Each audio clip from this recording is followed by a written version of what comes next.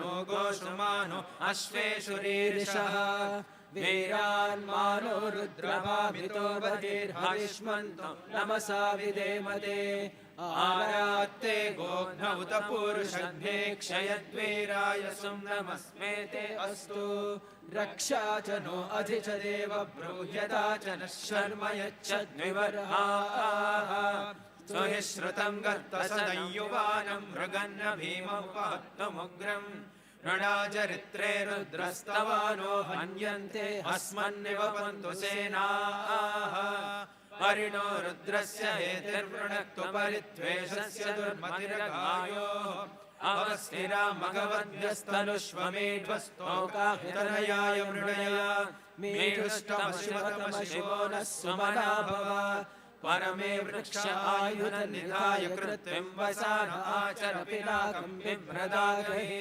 विगिरितविलोहित नमस्ते अस्तु भगवः यास्ते सहस्रगुं हेतयोऽन्यमस्मन्निवपन्तु ताः सहस्राणि सहस्रधा बाहुवोस्तव हेतयः तासामीशानो भगवः पराचीनामुखाकृति सहस्राणि सहस्रशो ये रुद्रा अधिभूम्याम् वधन्वानि तन्वसि अस्मिन् महत्यर्णवेऽन्तरिक्षे भव अधि नीलग्रीवा शितिगण्डा शर्वा अधः क्षमाचराः नीलग्रीवा शितिकण्ठादिवपुं रुद्रा उपश्रिताः ये वृक्षेषु सस्मिञ्जरा नीलग्रीवा विलोहिताः ये भूतानामधिपतयो विशिखाशक्रवर्धिनः ये अन्येषु विविध्यन्ति पात्रेषु विवतो जनान ये पथां पथिरक्षय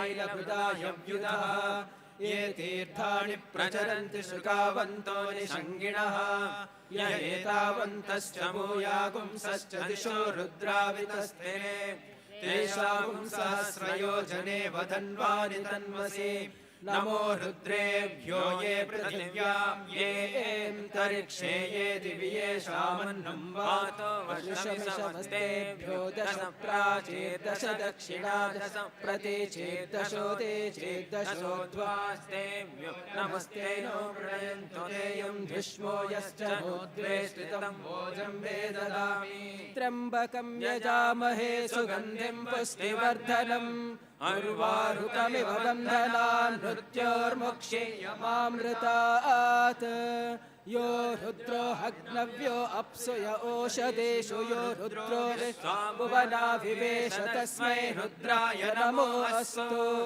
ये ते सहस्रमयुतं पाशा मृत्यो मर्त्याय हन्तवे तान् यज्ञस्य मायया सर्वान् वयजामहे मृत्यवे स्वाहा मृत्यवे स्वाहा प्राणानां ग्रन्थिरसि रुद्रो मा विशान्तकः तेनान्येनाप्यायस्व नमो रुद्राय विष्णवे मृत्युर्मे पाहि तमस्नु यस्विषु सुधन्वायो विश्वस्य क्षयति भेषजस्य यक्ष्वा महेशौ मनसाय रुद्रन्नमो भिर्देवमसुरन्वस्य अयं मे हस्तो भगवान् अयं मे भगवतरः अयं मे विश्वभेषजो यगुं शिवाभिमर्शनः ॐ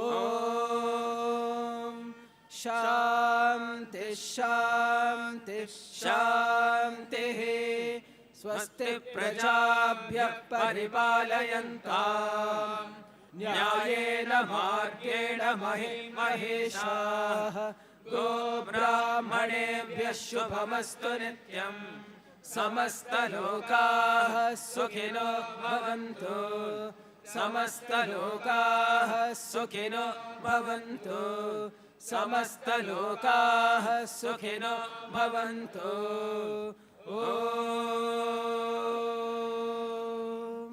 शान्ति शान्ति शान्तिः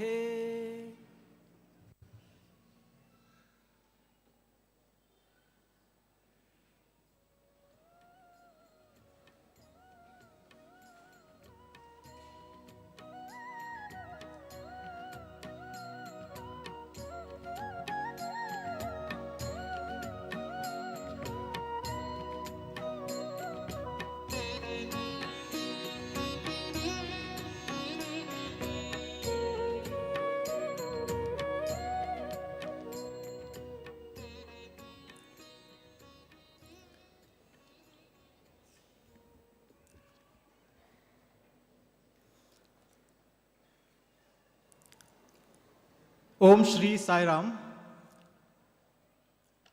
offering loving and prayerful salutations at your lotus feet, beloved Lord, for we know that you are ever present amidst us, that you are forever installed, enthroned in our hearts.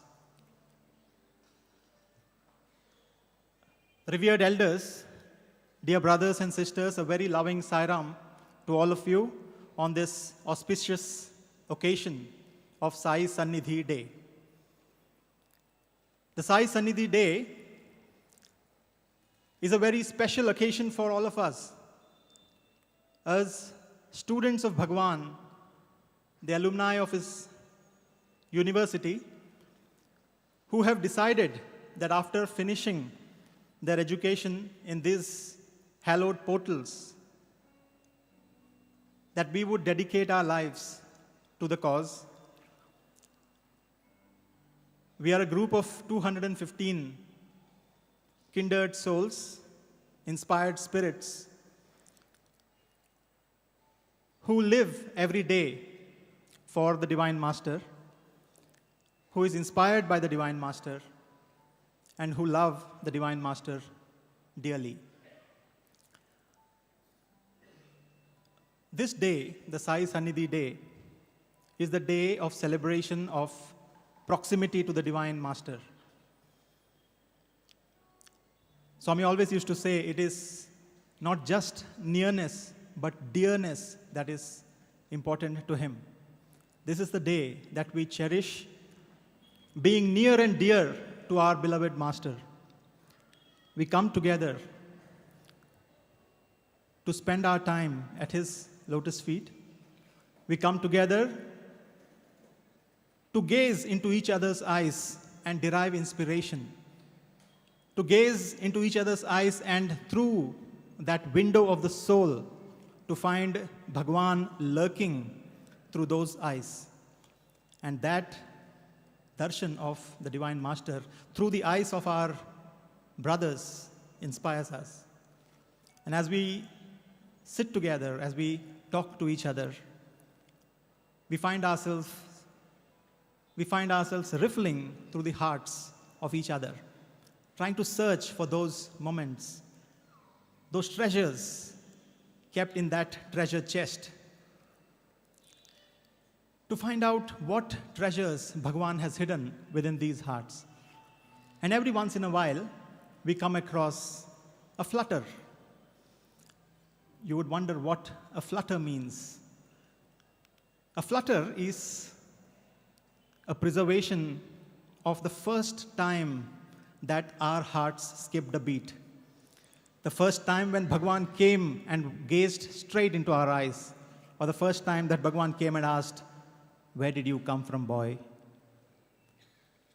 Or the time when Bhagawan walked all the way during Bhajans, walked all the way out to the portico and whispered into one boy's ears, "Come with me to Kodaikanal, don't tell anybody." These are moments when we have missed a heartbeat, where the heart has forgotten to beat because the moment was so precious. And that flutter we have preserved in our hearts. We keep that in our treasure chest, and every once in a while we take it out. We admire that flutter and keep it back. And then as we search more, we find a crystal here and a crystal there. What is a crystal, you may wonder? The crystals are the preservations of those drops of tears that have come out of our eyes. When Bhagawan had looked at the boy to my left and looked at the boy to my right and had ignored me completely, there was a drop of tear that had come out of my eyes. Or when Bhagawan had called two children up onto the stage, two boys whose mother had just passed away, and Bhagawan had assured them that I would be your mother. And as the children cried, Bhagawan wept. And there was not a single dry eye in this Kulwant hall. Those are the drops of tears that are preserved as crystals in our treasure chest. And those are the crystals we take out every once in a while. Examine that, get inspired, feel the love of Bhagawan, and keep it back again. And as we search further, we find something called a ripple. And we wonder, what is a ripple? Those ripples are the preservations of those peals of laughter that we have enjoyed at Bhagawan's lotus feet, where a physically 70-year-old Bhagawan or an 80-year-old Bhagawan would be surrounded by 20-somethings and boys in their teens, and there would be peals of laughter. There is no generation gap because Bhagawan is Nitya Nutanam. And those peals of laughter at the jokes that Bhagawan had cracked at the expense of one of our brothers, those peals of laughter we preserve in the form of a ripple. And as we share it with one another, we regale in those, and there is again those ripples of laughter coming out from all our hearts. We examine those ripples and we preserve them once again. And to our utter surprise, we find that in that treasure chest, there is a burning fire. That fire of loyalty that Bhagawan has kept burning in our hearts forever. The fire that had been lit when Bhagawan was guiding a young boy who had just completed his MBA. Bhagawan had guided this young boy to speak in public and tell that there are people who come, there are people from the political field who come and ask for political favors, and as soon as they get that favors, they go back. There are business people who come with troubles. They offer their troubles at Bhagawan's feet, find a solution, and they go back. There are officers who come with lots of challenges about the office, and they offer that at Bhagawan's lotus feet, and they too go back. There are students who come, complete their education, and go back. Who stays back to take care of Swami? Who stays back to take care of these institutions? That is the fire of loyalty that Bhagawan had lit in our hearts, and that fire grows. That fire glows, that fire warms, that fire burns deeply in our hearts. And then, as we search our hearts, we suddenly find ourselves pricked. And we find that, yes, here is a thorn that has been buried deep in our hearts. The thorn is a preservation of that moment when we had let Bhagawan down, when we had not come up to 100% of what he expected, when we fell short of his expectations and we got lambasted by the dear Lord. And we have kept that thorn preserved in our hearts with conviction that never again will this thorn prick my dear Lord. And that thorn we have preserved deeply. And when this thorn is fanned, is put into the fire of loyalty, fanned by the ripples and the flutters, it gets converted into a needle. And when that needle is placed on the crystal, we have a magnetic needle, a compass that tells us the direction of what is right, what is wrong, a compass that always points us in the right direction, a compass that tells us that what is done and what is not done in this organization, a compass very deeply placed in this treasure chest, because Bhagawan had kept every ingredient of that compass in our hearts. And as we, every now and then, take out these ingredients, we, the younger brothers, guided by the elder brothers, learn the art of putting together those ingredients, putting together those spare parts, and making that compass so that we know where this organization goes. These are the things, these flutters and the ripples and the crystals and the thorns that Bhagawan has kept in our hearts. These are the things that define the culture of this institution. These are the things that define where the organization goes. These are the things that make sure that there is no digression from the original vision of Bhagawan. And it is for this reason that we, this group of 215, come once in a while, every now and then, to riffle through the hearts of each other, find those moments, and in front of this divine magnet, recalibrate our compasses, re-energize our compasses, ensure that we are in the right direction, and then we move forward. And as we search further, deeper, we find things that many of us still do not know why they have been kept there. We find a vacuum, the vacuum of missing his dear form so sorely. And we wonder, why has Bhagawan left that vacuum in the heart? Maybe eventually, as we grow individually, as we grow together, we will understand the reason for that vacuum. But as of now, it is a vacuum that we are trying to fill. We are trying to fill with a lot of talk about Bhagawan, with a lot of work, with a lot of effort, with a lot of dedication. We try to fill, and the vacuum takes everything in. These are the items that Bhagawan has kept in our treasure chests. And we wonder why. Where do you keep a treasure? You keep it in something that belongs to you. And Bhagawan has kept all these treasures in our chests because we are his property. His only property, Bhagawan has told many a times. And in this treasure chest, you will find innumerable things.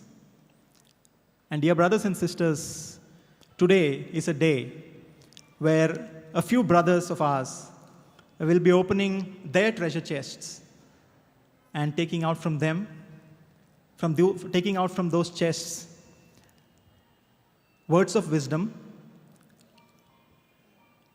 items of great value to display, to share. These things, the three chests that are going to be opened today are Bhagawan's instructions that Bhagawan had given in three areas that he had held very dear to his heart: Vedam, Bhajans, and drama. Vedam has of late become the central pillar of this Kulwant Hall, the things around which the entire schedule of the day rotates, revolves. What were the instructions? What were the moments that have filled these young brothers with conviction? Why is it that Vedam is being spread across the world today? Why is it that people are spending time and resources to learn Vedam? Why is it that over Skype, over the internet, from one continent to the other, people are being taught Vedam? Why has Vedam become such a powerful tool of uniting all under the Sai community? The second aspect, bhajans, the melody of singing the divine glory, the joy of listening to the divine songs that have been composed by Bhagawan himself, songs that have been inspired by Bhagawan. It has become a rallying force within the organization. It has become, from what had started as a small initiative of Bhagawan nearly half a century back, how it has become into a global movement. We will see that today. And thirdly, the beauty of Bhagawan's interactions with his children during the rehearsals of dramatics. Bhagawan would immerse himself in the role. Bhagawan would be part of the drama. Boys would shudder at the prospect of playing a negative role because we were worried that Bhagawan may scold us for playing that role too well. These are incidents that we look forward to listen to, and I have the great pleasure and the privilege of handing over the stage to our dear brothers who will take us through a journey, walk you through their own treasure chests. Sai Ram, thank you.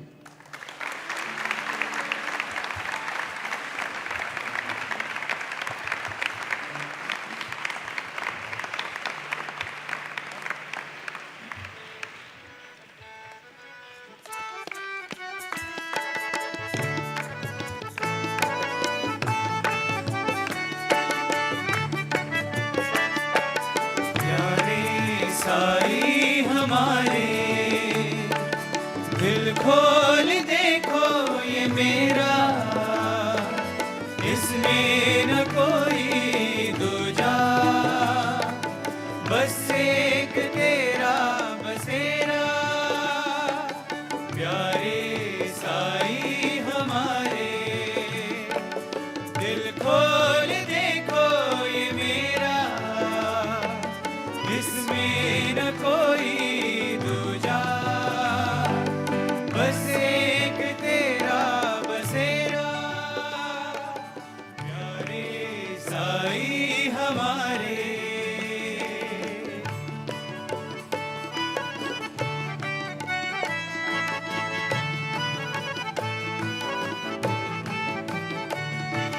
तुम पास जब भी आते, जरा सा जब मुस्कुराते, अपनी प्यारी प्यारी नजर से साई रोते दिलों को हंसाते। प्यार भरी नजरों से रोते दिलों को हंसाते। प्यार भरी नजरों से रोते दिलों को हंसाते। मेरे साथ दिल में उमंग और खुशी भर लाते। प्यारे साई हमारे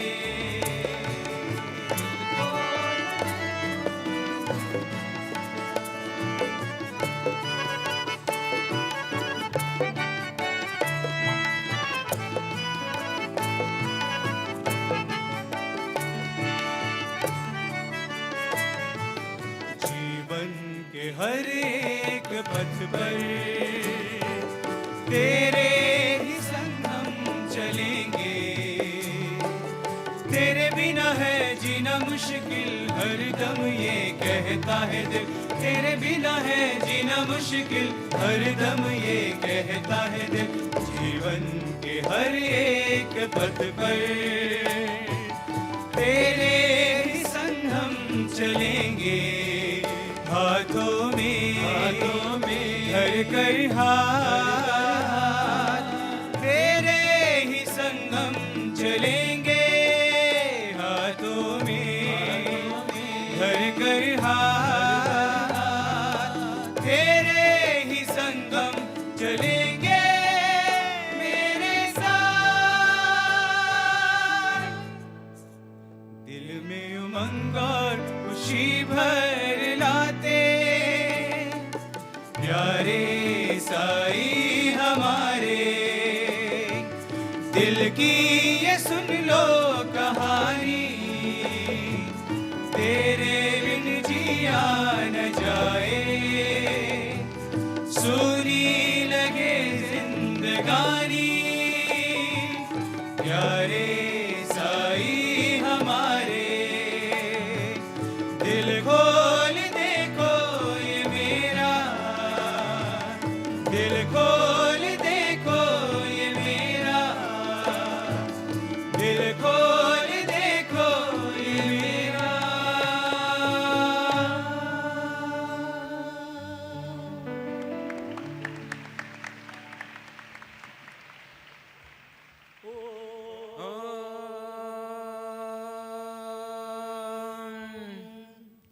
गणेशाय नमः सरस्वत्यै नमः श्रीगुरुभ्यो नमः हरि ओम् अग्निमीले पुरोहितं यज्ञस्य देवभृत्विजम् होतारं रत्नदातमम् ऋग्वेदात्मने सूर्यनारायणस्वामिने नमः इषेत्वोर्जेत्वा वायवस्तो वायवस्तदेवो वः सविता प्रार्पयतु श्रेष्ठतमाय कर्मणे यजुर्वेदात्मने सूर्यनारायणस्वामिने नमः अग्नायाहि वेदये गृणानो हव्यधातये निहोता सत्सि वर्षे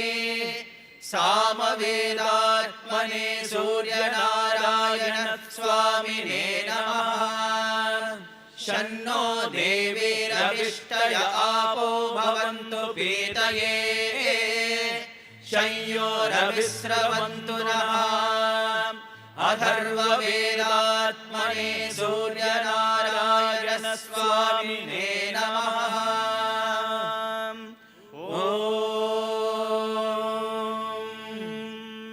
शान्ति शान्ति शान्तिः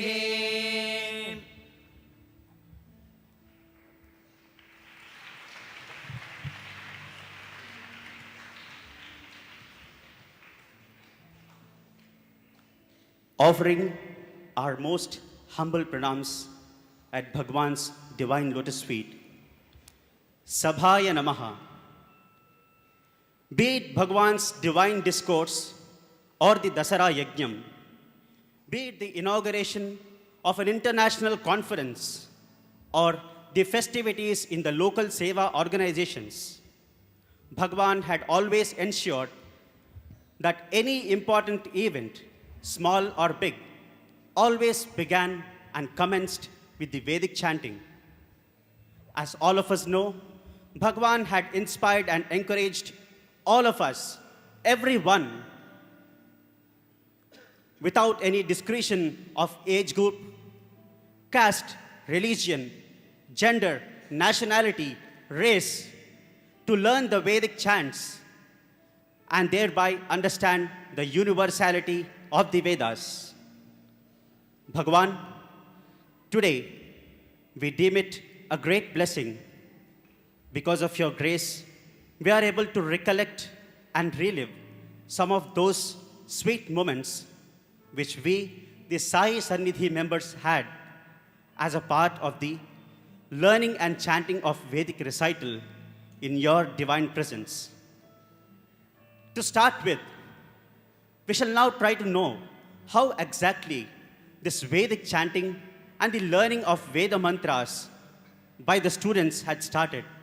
I now call upon Brother Vedanarayanan, who has been associated with the learning and the chanting of the Vedas from its very inception. Sai Ram, brother.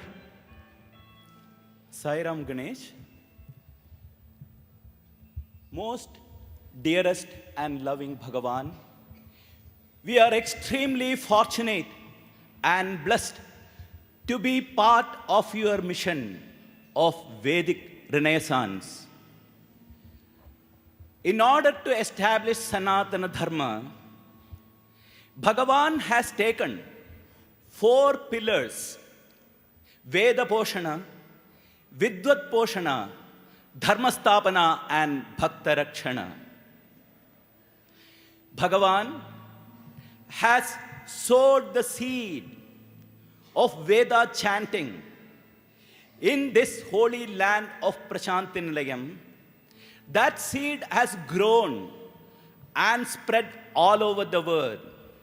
Today, in each and every corner of the globe, there is Veda chanting. If people are chanting Veda without any discrimination of caste, color, or creed, or religion, Swami, it is only because of one individual, that is you, Bhagavan.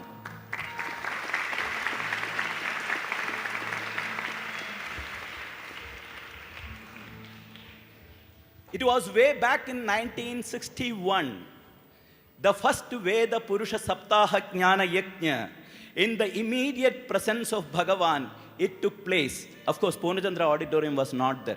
It was a small shed then. And later in 1962, during Swami's birthday, Swami inaugurated a Veda Padashala with few students. And during the inaugural address, Swami gave a very prophetic declaration. Swami said, one day this will become a university. People laughed. Looking at that condition of the Puttaparthi of those days, they felt, how can it ever happen? But today, Swami, we stand testimony and witness to that declaration of yours, which has unfolded in front of our eyes, Bhagavan. All the children from primary school to postgraduate level, all the children of yours, Swami, they all chant Vedas today at your presence. What was the first experience when you started learning the Vedas?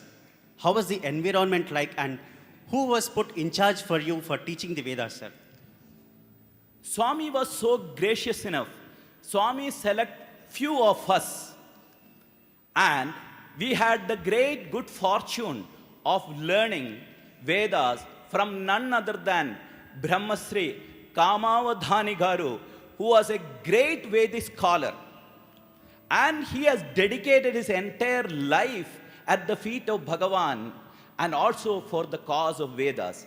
And you know, Swami arranged special classes for us just behind the Purnachandra auditorium rooms.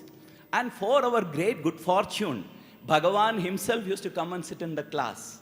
He used to make us chant individually. He used to correct our pronunciations. He used to correct our intonations. And I remember when each one of us were asked like that, one of the boys told Swami, I will chant along with all the other boys. I am not confident of chanting alone. Swami said, nothing doing. I will not agree for that. I want each one of you to learn the Vedas properly, and you should chant confidently. That is what Bhagawan said those days. Were there any other experiences, interesting ones, regarding your Vedic learning, regarding the Nagar Sankirtan time in the early morning Vedic chants? Those were the days when Veda chanting was confined here only in the early hours, were immediately after the Suprabhatam and before Nagar Sankirtanam. And the mantras were fixed at Rudram, Chamakam and Purusha Suktam. Every other alternate days, these were chanted for years, and that was the schedule of Prashantinilayam. Swami, out of his infinite compassion for the boys who are learning Vedas, just to encourage them, Swami told Sri Kamavadhani Garu, why don't you start chanting those mantras which my boys know? And that was a great boost for all of us. And every day morning, we started chanting new mantras. And you know, we had the greatest good fortune of having a special darshan of Bhagavan. Every day morning, when we used to chant, the Veda Ghosha used to go on. Swami used to come and stand near the window of his bedroom and used to give us special darshan. And that encouraged us a lot.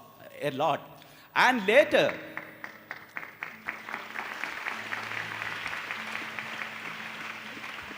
we always made humble beginnings, and we did not know many mantras. But Swami was so much proud of his children.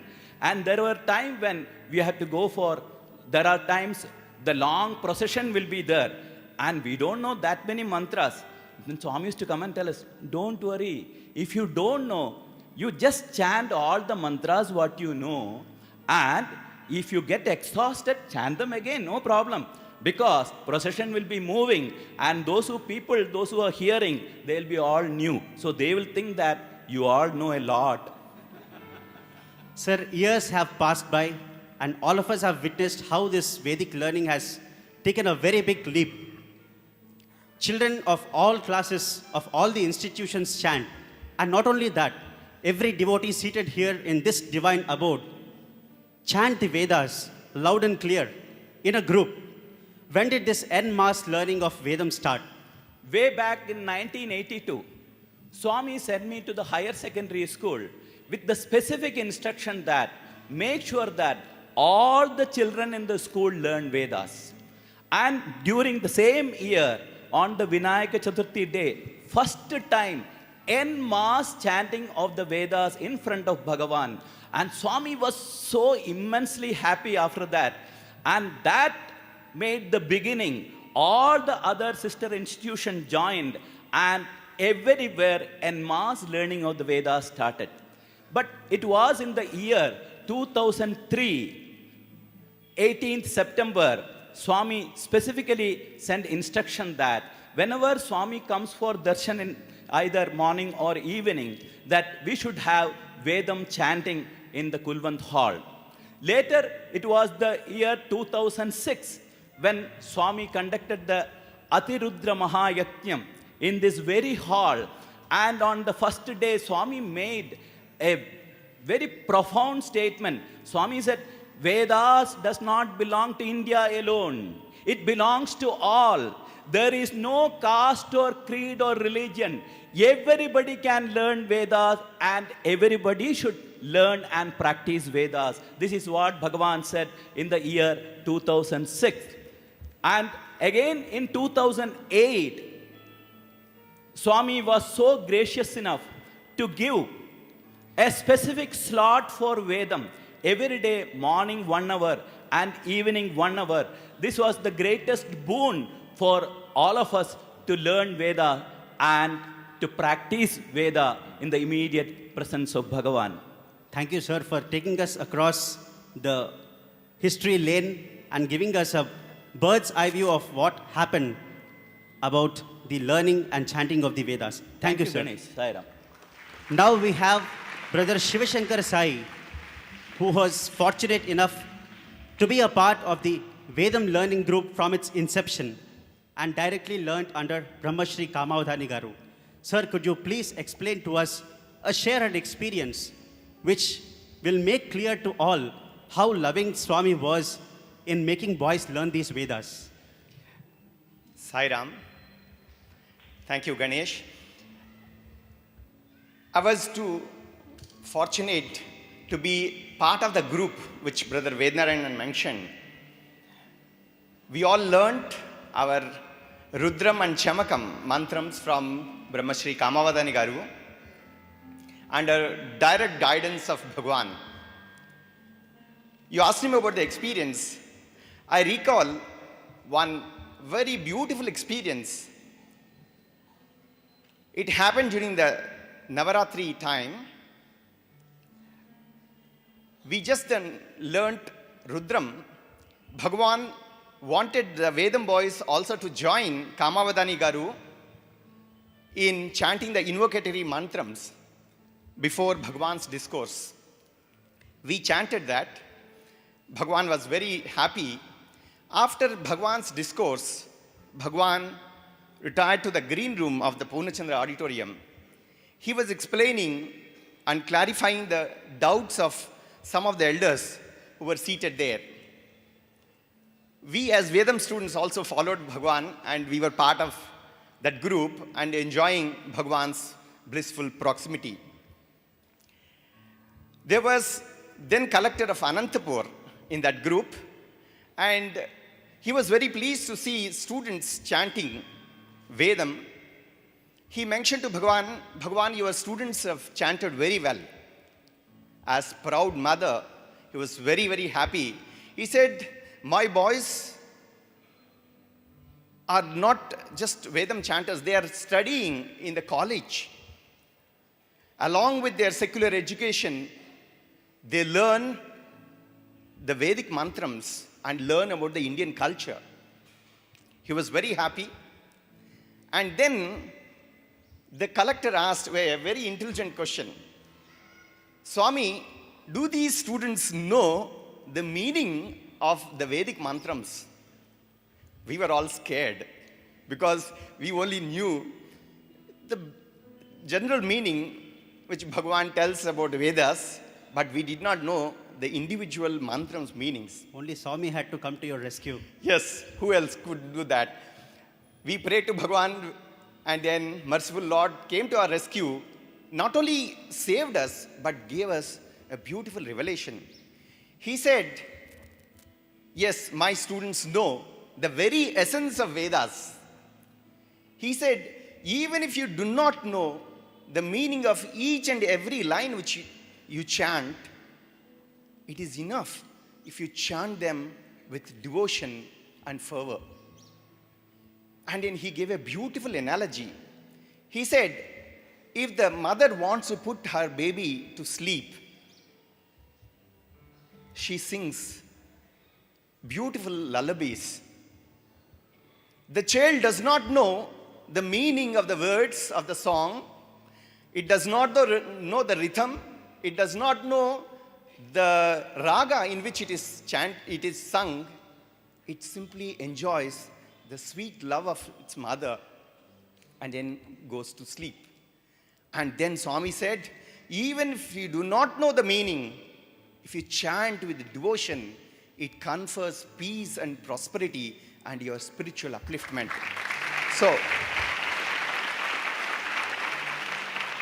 he not only saved us the big embarrassment, but taught us the importance of chanting the Vedic mantrams daily for our own spiritual growth. Thank you, Brother Shivashankar Sai. All of us know and have heard about the efficacy of chanting the Vedic mantras. But often do we realize what exactly it is? When Swami asks us to chant the mantras, we just do chant it. But later, when we ponder over it, then we come to realize the importance and the efficacy and the effect that the Vedic mantras have on us. On one such occasion, we'll listen to what Brother Nandagopal has to say.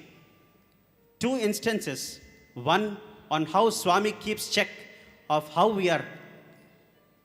alert we are while chanting the Vedic mantras, and the other incident where Swami revealed to all of them how effective these mantras are, and what Swami tells when he tells us to chant. That's so important. Brother Nandagopal. Thank you, Brother Ganesh. It really triggered a very wonderful thought in my mind. There was one occasion when Swami used to keep, after having assigned us to Brahmashri Kamadane Garu, we would always check how we have learned, how well we have learned, how alert we are. One evening session in the old Vrindavan, we were assembled for Bhajans. And Bhajan boys were sitting in front of him and all others were scattered. Right in front of him was Brother Ravi Kumar. And Swami asked him to start chanting Rudram. He started chanting. Then suddenly he said, stop, you chant. And I had positioned myself at the end of the corridor, not knowing when Swami had seen me, but you know. He said, you stop, start. And I had started. Then he said, stop. Then started Brother Narahari, he told you to you chant. Then Brother Vedam. By turns, he would just pick up wherever we had seated and told us to chant. Luckily, the training which Kamadane Garu had given, whenever one person chants, we start chanting together. So we had a good fortune of continuing wherever the other person stopped. And obviously, Swami was so thrilled, and we were equally thrilled. That is what is Paramananda and Brahmanandam, which happened to all of us. And another occasion, in the morning of Trai, in the holidays time, Swami suddenly called us, whoever boys were there and guests were assembled there. He called us inside Trai for a session. During the course of it, he asked, who all knows Rudram? So few of us were there, we raised our hand, and then Swami said, Chepandi, tell. So we started chanting. After a few anavakas, he told us to stop and carried on the general conversation with the guests and the boys who were there, as if this had not occurred at all. 45 minutes passed blissfully. We came back. And as we were going back, then somebody asked, Professor Narendra asked, what was special today? And then he went on to say, I said, we had Swami's darshan and we had his session in Trai. It was very wonderful. But what was special? I said, didn't you chant Rudram? I said, yes, we chanted and Swami was very happy. We were very happy. Then he revealed that day there was a Mahamastabhishekam in north, which was taking place for Shiva. And whoever chanted in that Galiga got lot of punya. Imagine this God who was making us chant, who making us learn also, and conferring us on that grace from other forms of God also for us. Sharing this with Brother Shivkumar, he said, evening also once he made us chant, full Rudram. Do you remember that? And then after the session, he also recalled finding out that on that day, there was one temple in Lord Sangameshwara's temple in Kurnool district in Andhra Pradesh, near Srisalam Reservoir. That temple is inundated in water for 12 years and recedes every 12 years. 2003 was the last which it receded, and devotees could go and do puja there. 2003 evening, Swami made us chant Rudram fully. Look at it, every act of his is what? For our benefit. Sai Ram. Really so beautiful to know your experience, sir. Bhagawan has always told, God is Bhavapriya. Now we have Brother Praveena sharing his experience on how Swami had illustrated the effect of chanting the mantras with full feeling and bhava. Sairam to everybody. Swami had ever encouraged everyone to learn and chant Vedic mantras. I can still vividly recollect how Swami used to encourage the small kids from the primary school who used to come dressing differently, of course with the appropriate costumes. And Swami used to give a pat on the back, pull the cheek or a chin, give him padnamaskaram. That's how he used to bless those small kids. One Swami asked the higher secondary school students, how many of you can chant confidently, nicely? Then immediately so many boys raised. And then Swami said, come here. All the boys rushed to the upper veranda and Swami made them sit in lines. Individually, Swami gave them beautiful gifts. On one occasion, Swami asked the Vedam group boys, who can chant Rudram nicely? I'll give them a robe. Yes, quite a few boys learned the Rudram within span of 1 week and presented themselves to Swami, and Swami did reward them giving robes. I still recollect one important and very interesting incident when Swami had called a group of Vedam boys for the interview. Swami spoke to these boys about the significance of the Vedic chanting, etc. for about half an hour. In the end, Swami asked, any question? One boy stood up and asked, Swami, we have been chanting Vedic mantras, quite a few mantras, but Bhagawan, we do not know the meaning of many mantras. Then immediately Swami said, Bangaru, don't worry. You learn the mantras, you practice them, you chant them, and you feel the benefit. And Swami went on to give an analogy. Bhagawan said, a patient goes to a doctor. Doctor examines the patient and gives him the tablet. You take this tablet and you'll be all right. Patient takes the tablet, looks at the tablet and asks the doctor, Doctor, I do not know the chemical structure and chemical formula of this drug, but if I take this tablet, will I be all right? Will I be cured of the disease? Then doctor says, you have the faith. You take this tablet, you'll become all right. So that's how Swami used to encourage us to learning of Vedas. And also, Swami had encouraged us to learn all these Vedic mantras, no matter whether you know the meaning or not. However, Swami had emphasized, yes, you also should know the meaning, but don't go back. You learn the Vedic mantras first. These are beautiful and sacred Vedas written in sacred language of Sanskrit. Brother, we have often seen you speak in front of Swami in the divine language of Sanskrit. Did Swami give you any specific instruction or guidance regarding the learning of Sanskrit language? Yes, I still remember one day, I think in the year 1993, when I was sitting in the upper veranda, Swami came out for darshan in the morning, and I was having a sheet of paper where a Sanskrit verse was written. Swami came towards me after taking a round, giving darshan for all the devotees, and then Swami came near me, and Swami took that paper and saw what was written. And then Swami asked me, which language? Then I said, Swami, Sanskritam. Swami paused for a while and then said, Sanskritam na shwasame. Sanskrit is my verily the breath itself. That's how Swami gave the revelation. Bhagawan, you have interacted with so many devotees. With your interaction, you have spoken so many languages. But Bhagawan, you have spoken so many languages, but you have breathed Sanskrit. That's why no wonder why Sanskrit language is said to be Deva Bhasha. It is Matrabhasha, Girvana Bharati. Adyapi aneka panditah tesham nitya jivane samskrita bhashayam eva vyavaharanti. Asmin bhashayah sulalita kavyam gadya padyani rachayanti. Ayam bhasha ativa madhura sulabha saralacha vartate. Parantu atya adra swami eva veda purusha prema purusha nitya purusha satya purusha.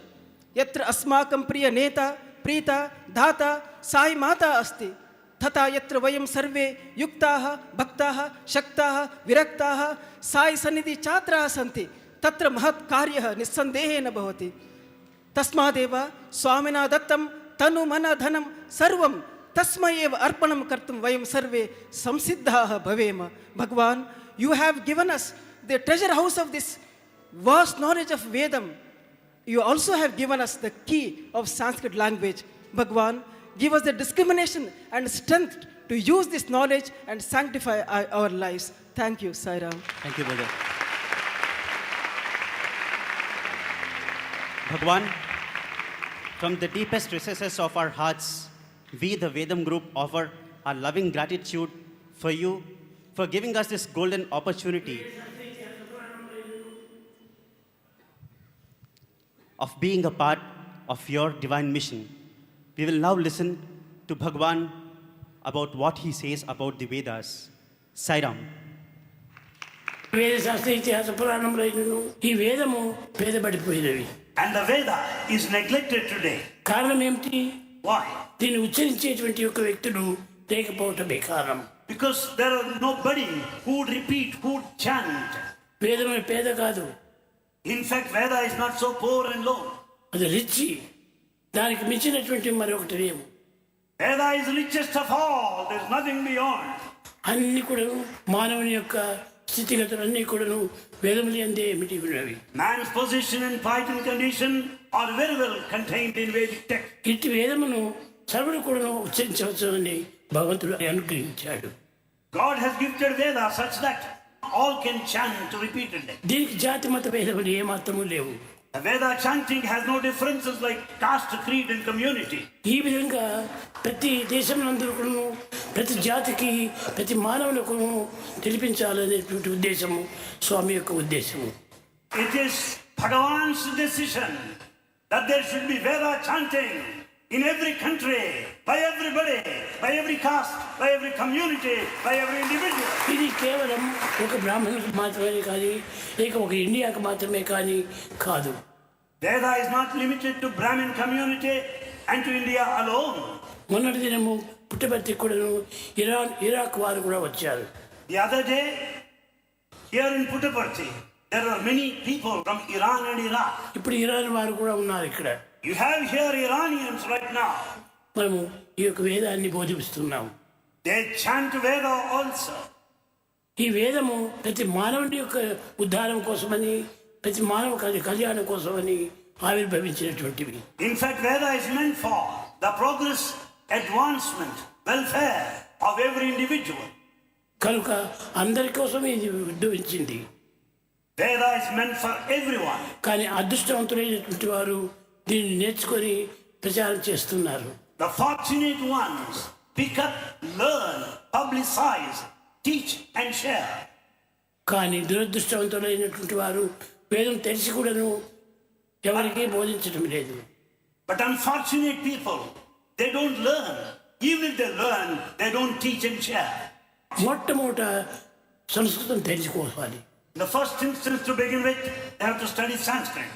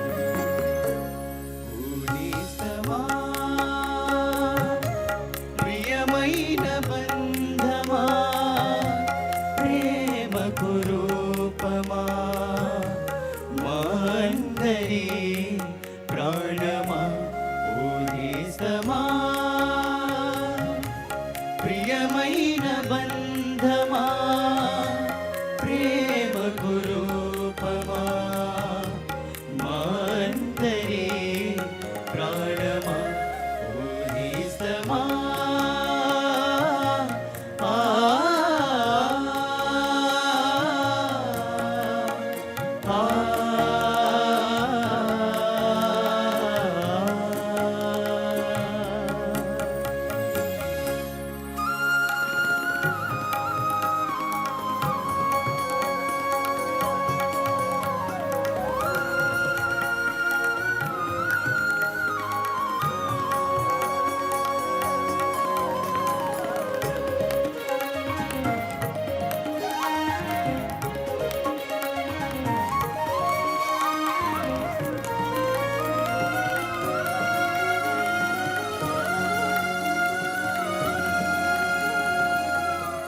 గడిచే ప్రతి క్షణం మీతోనే గడపాలని మేము వినే పదాలన్నీ మీ మాటలే కావాలని గడిచే ప్రతి క్షణం మీతోనే గడపాలని మేము వినే పదాలన్నీ మీ మాటలే కావాలని మాలోని తలపులన్నీ మీకు వివరించాలని క్రియలన్నీ కర్తకే అంకితం చెయ్యాలని వేచి ఉన్నాము ఈ రోజుపై ఓ నేస్తమా ప్రియమైన బంధమా ప్రేమకు రూపమా మా అంతరి ప్రాణమా ఓ నేస్తమా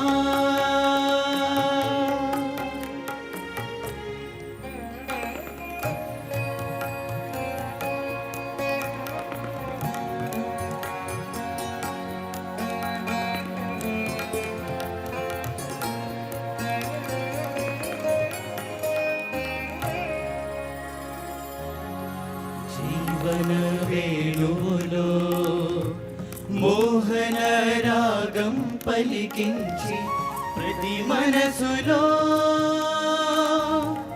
మీ ప్రేమ సుధలు పొంగించి జీవన వేణువులో మోహన రాగం పలికించి ప్రతి మనసులో మీ ప్రేమ సుధలు పొంగించి ఆనందముతో దివి భువి పులకించగా ఆనందముతో దివి భువి పులకించగా మాటలాడవా మాటలాడవా ఊహిస్తవా ప్రియమైన బంధమా ప్రేమకు రూపమా మా అందరి ప్రాణమా ఊహిస్తమా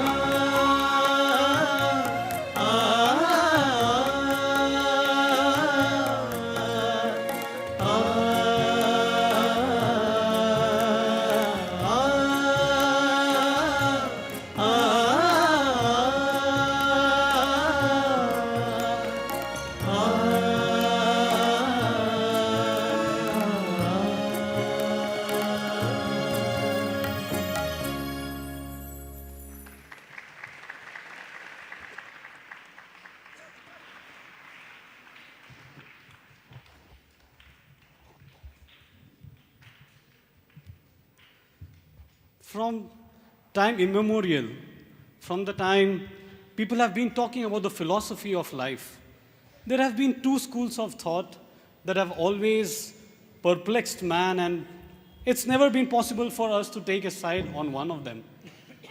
The two sides are we all living a life for which a script is already written? Are we just enacting the script written for us? Or are we living a life and writing the script as life goes on? Are we making the script of our lives?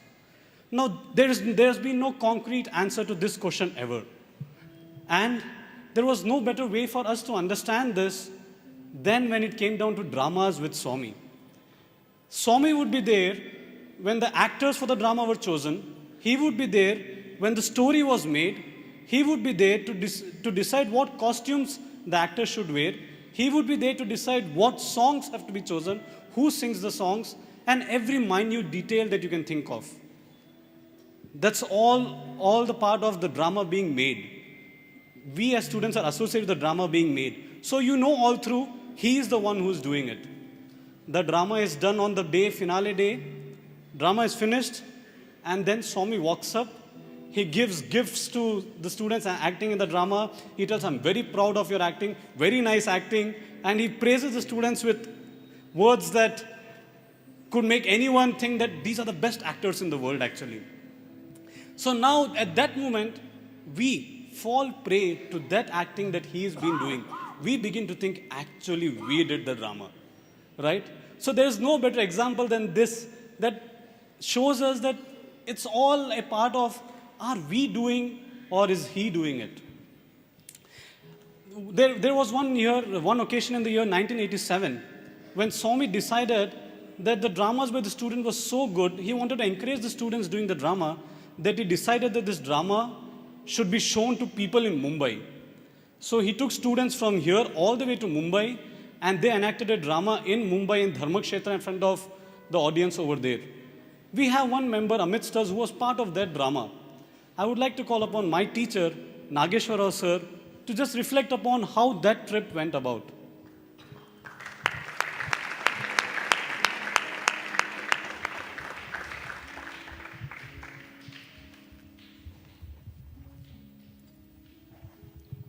Offering my pranams at Bhagawan's lotus feet, respected elders, dear brothers and sisters. Once, it was in 1986-87, there was an all Indian Universities Vice Chancellor's Conference was held in Prashanthi Nilayam, and Swami sent word to all the research scholars that on that occasion, all the research scholars should enact one drama, and the chosen drama was Bhajagovindam, the message of Adi Shankara. We used to have our rehearsals in the institute auditorium.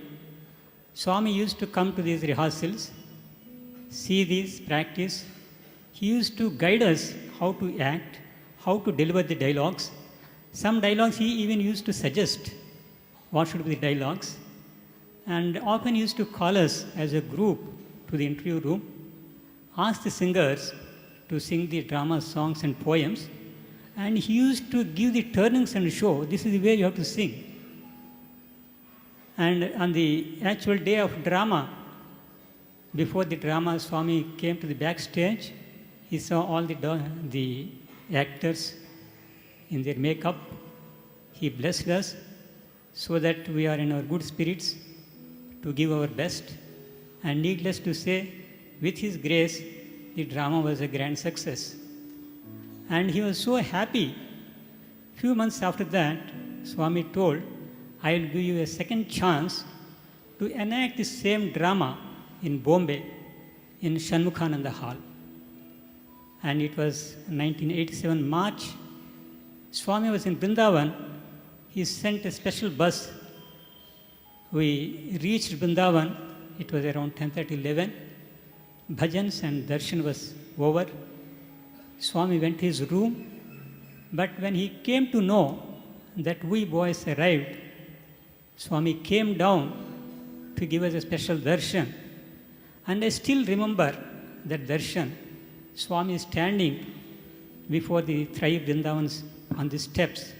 He was so radiant, looking like a freshly blossomed rose. And after that, every day Swami used to talk to this group. He used to take personal attention to get some of the items required for the drama.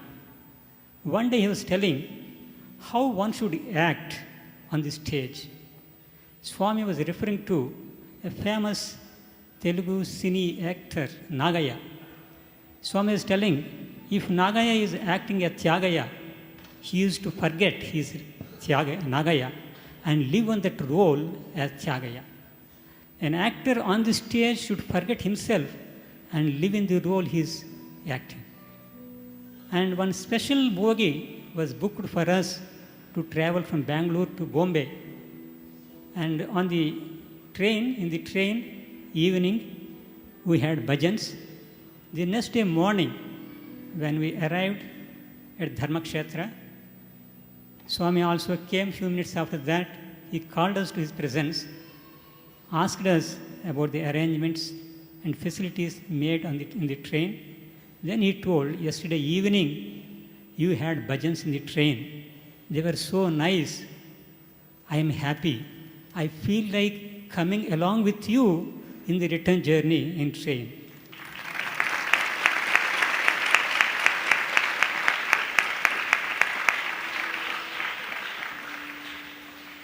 We had practices in the Shanmukananda Hall, and finally the drama was enacted, and they have taken the video of that, edited, and showed to Swami and this drama group in Dharmakshetra again. And Swami was telling, scene by scene, the tempo and grandeur was increasing, and when it came to the final scene, it was full bloom. Because in the final scene, they made some special light effects. And the day before coming back to Vrindavan from Bombay, it was afternoon tea time. Swami called us to his presence. Swami was sitting in a sofa. We were sitting before him. Snacks and tea were served to all of us. And Swami was eating watermelon pieces. Prior to that, Swami gave one interview to a group of top doctors in Bombay. It seems some of the doctors asked Swami, Swami, a normal person doing so much of work as you would require food equivalent to 2,500 calories. But the amount of food you are taking, it comes to nearly 500 calories. How do you manage? Swami's answer was, Swami was telling, my proteins and calories come from within, not from without.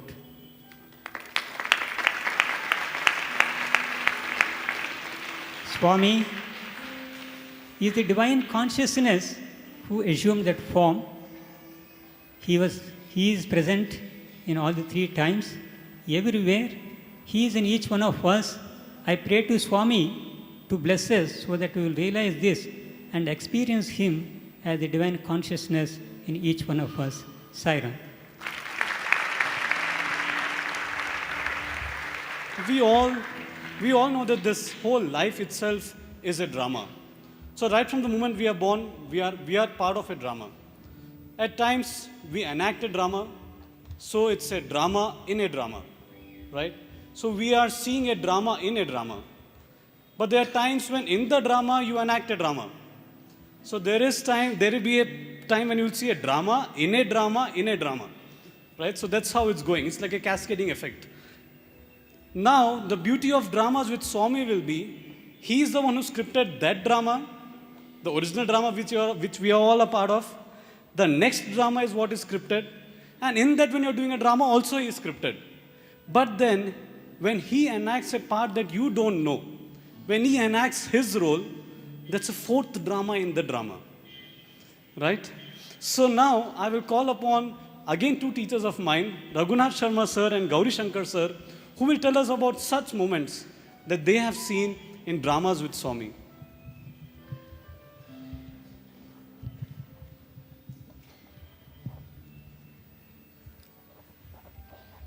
Sairam to everyone. There are two aspects which we would like to mention here when it comes to Swami, his students and drama. First one is Swami's complete involvement. I should mention here that, see, when it comes to things like convocation drama or sportsman drama, Swami used to come and see the rehearsal at least 10 to 15 times. But then on the final day, when the actual performance is about to begin, the way in which Swami would look forward with so much excitement, so much involvement, it'll be as if he's going to see it for the first time. That is how Swami used to get involved in this drama. On one such occasion, when we were planning to have Krishna Rayabharam as the drama for the sports meet festival, on the day of the drama, we had completed the makeup and all the actors, along with the costume boys and others, we had assembled in the Bhajan hall. You were in the costume department. I was fortunate to be associated with the costume department. So when we were there, Swami came from interview room to the Bhajan hall, looked at all the makeup. Actually, just 2 days before the actual day of the drama, the coordinators had decided that they will show the Sri Krishna Vishwarupa Darshan not on screen but live by creating 10 similar Krishnas with same costume and makeup. So when Swami came on that day inside the Bhajan hall, the coordinators went and told Swami that this is the arrangement, and Swami was very excited. He said, okay, show me. So on the spot, we just made way and then made this main Krishna and the 10 other Krishnas who were looking similar in the costume and makeup to put up that scene where the Krishna Vishwarupa Darshan is shown. Swami is so happy, so excited. But he didn't tell anything that time. He was very happy. He said, okay. He went inside interview room. After that, he told us to come and start the drama. The drama was going on, scene by scene. Somewhere in the middle, suddenly Swami, just like that, went off inside interview room. And we were all perplexed. We didn't know the reason. We were not sure whether Swami is upset with something. Why we were wondering what is going to happen, whether to stop or continue. After a few minutes, we got a message. The message was that Swami sent word that wait for some time, let the drama, let it stop, wait for some time, let it become a little more dark, then we will continue. See, this aspect which even the coordinators and all others did not really think about, Swami was so keen that that particular last scene, Vishwarupa Darshan scene, should come out so well that just imagine if it becomes dark and all the lights in this Kullanthal come up, and with all the lighting effect, when that scene was finally enacted, when Swami came after 10 minutes and then the drama continued and then finally that scene was enacted, it was such a beautiful scene, and the entire scene got a big facelift. So that is how Swami gets. So when he gets involved, even as he put it, as Brother Sham said, that subtler aspects which even we don't understand or we skip, Swami takes care and gives a facelift to the entire occasion. There is another angle to Swami's involvement in the drama. The way he would give his attention to the drama, even though he has come several times for the rehearsal. It was 1990 convocation drama which depicts the unity of religions, and apparently as the storyline goes, in the drama, we are all praying for the rains to descend. And that time, the chief guest for the convocation was His Excellency, President of India, Venkatraman Garu. And Bhagawan had several times, he had come for the rehearsals and then improved the drama by giving a lot of suggestions. And to all our surprise, in the drama, when we are all praying for rains, it actually started raining. And it was kind of a climax. We are all saying, oh God, send us rains and send us rains, and it is raining. But the anti-climax or the surprise is not just that. Swami is sitting right in front of us. Rain is falling on Swami. Swami gestured to President to go on to the stage, and he continued to sit in the rain. I was part of the stage maintenance group, and I could see all that. Our duty was to take the hand sprinklers and pour water from the top of the stage to give the effect of rain. And even before we are pouring, the rain is there.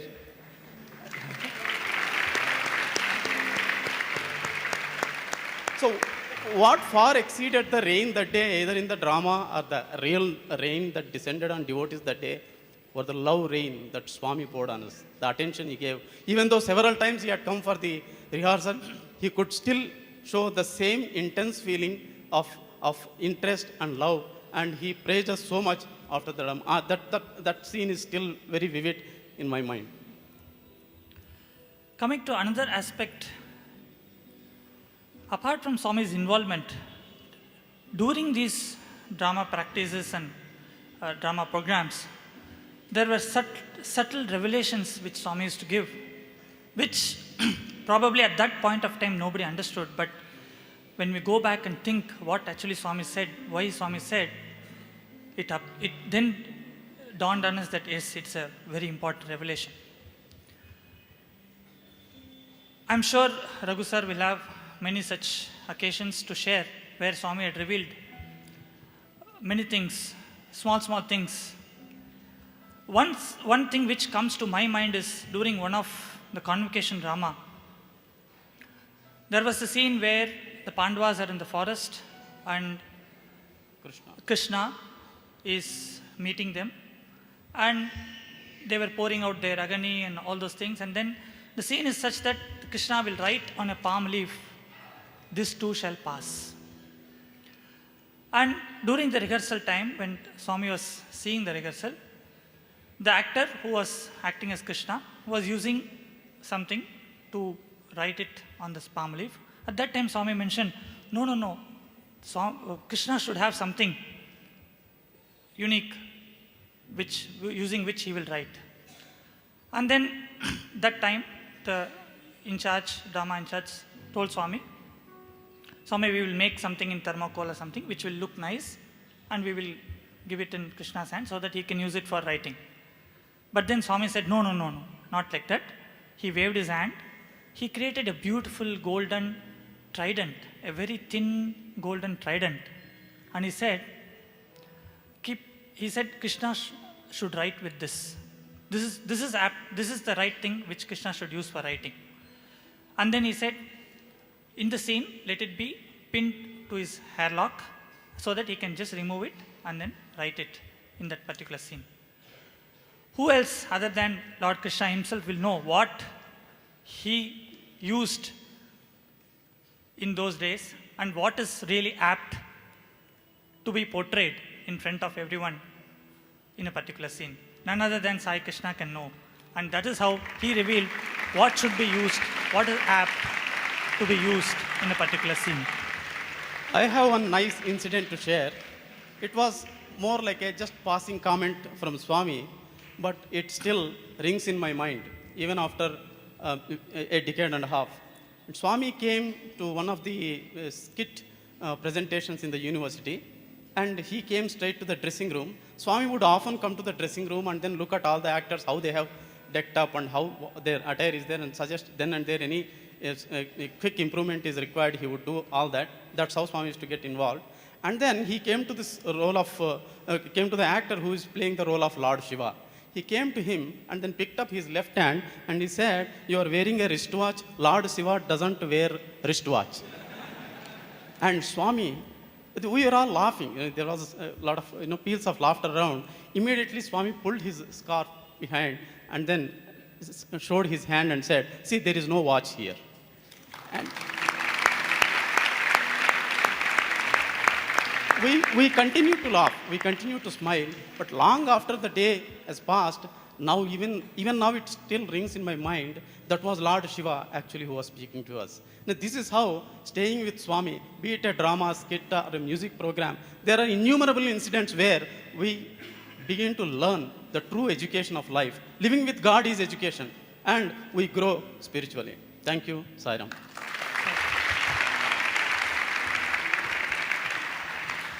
We have all heard about method acting. Method acting is where the actor is told that you have to live the role, you have to feel the role, right? So that's what, like even Sir was telling, Swami would emphasize that when you're playing the role, you should be in the role. But I think Swami wanted us to take it a step further. He would not only want us to live the role while enacting it, but he would want you to take good points from the role and make them habits that you could define for your life. Brother Ashwath was blessed with this opportunity when Swami asked him to play the role of Ramdas. So Brother Ashwath has some nice incidents from that time. I call upon Brother Ashwath to just tell us some things when he played the role of Ramdas.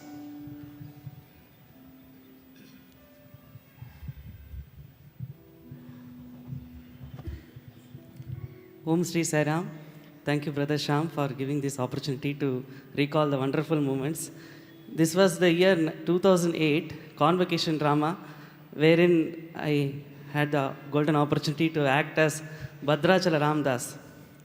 So, every convocation drama begins with the selection of songs. Swami will take keen interest in choosing the songs, deciding upon the songs.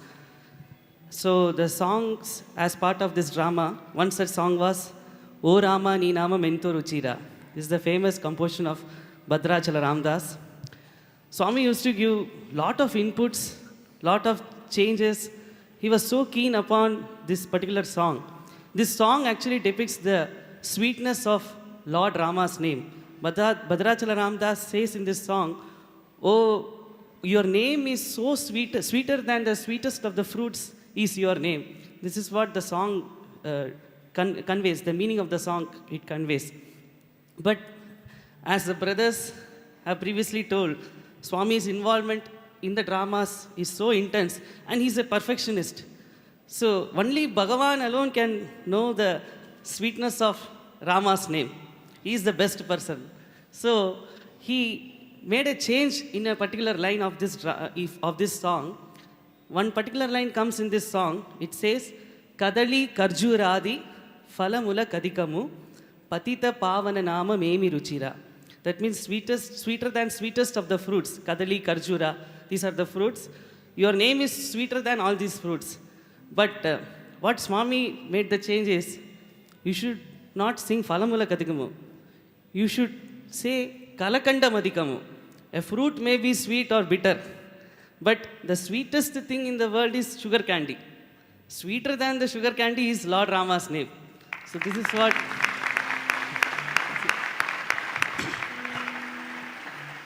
what Swami's keen interest was, and how he told this to incorporate the change in the song. And the second incident I wanted to share is, as brothers have previously put, how Bhagawan wants us to live. Suppose an actor is given a role in the drama, he should live up to, every second, every minute, he should live the role. So, few days before Convocation drama, 2008, this very same drama, Malladi brothers, they have come before Bhagawan and they were singing wonderfully, they were mellifluously singing the songs as part of their concert. So, as part of their concert, one such song which they were rendering was, O Rama Ni Nama Mento Ruchira. So when they were singing this song, to my amazement, Swami called me and then asked me, I didn't expect this question from Bhagavan. Swami asked me, how are they singing your composition? I was just baffled. I did not know what to reply. But upon contemplation, that Bhagavan, as a director, he associates every role, every actor with that role. And as an actor, I should also identify every time, not only during the rehearsal session, every time I should live the role. That is what I learned from this, during this opportunity to be part of the drama. Thank you, one and all.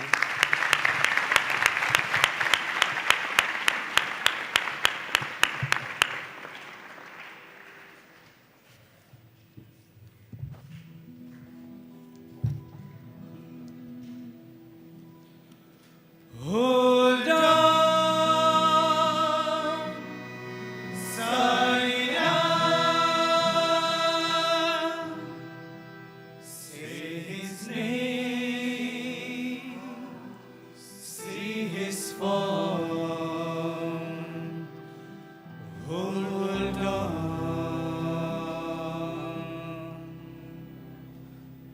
When dark clouds fill your skies, hiding sunshine from your eyes, see his name, see his form. Hold on, hold on.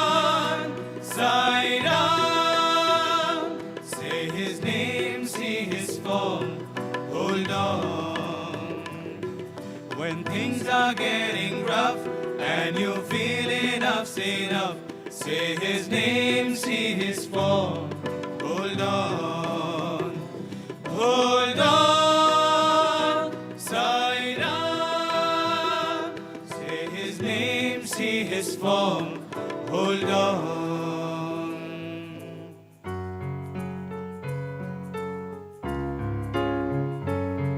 When life seems so unfair and no one seems to care, say his name, see his form.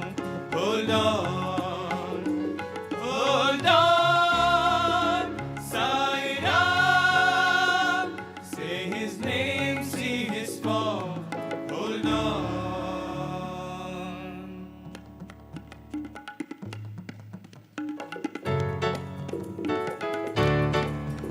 Keep a smile and say I can love and serve your fellow man. Say his name, see his form.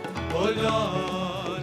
Keep a smile and say I can love and serve your fellow man. Say his name, see his form. Hold on.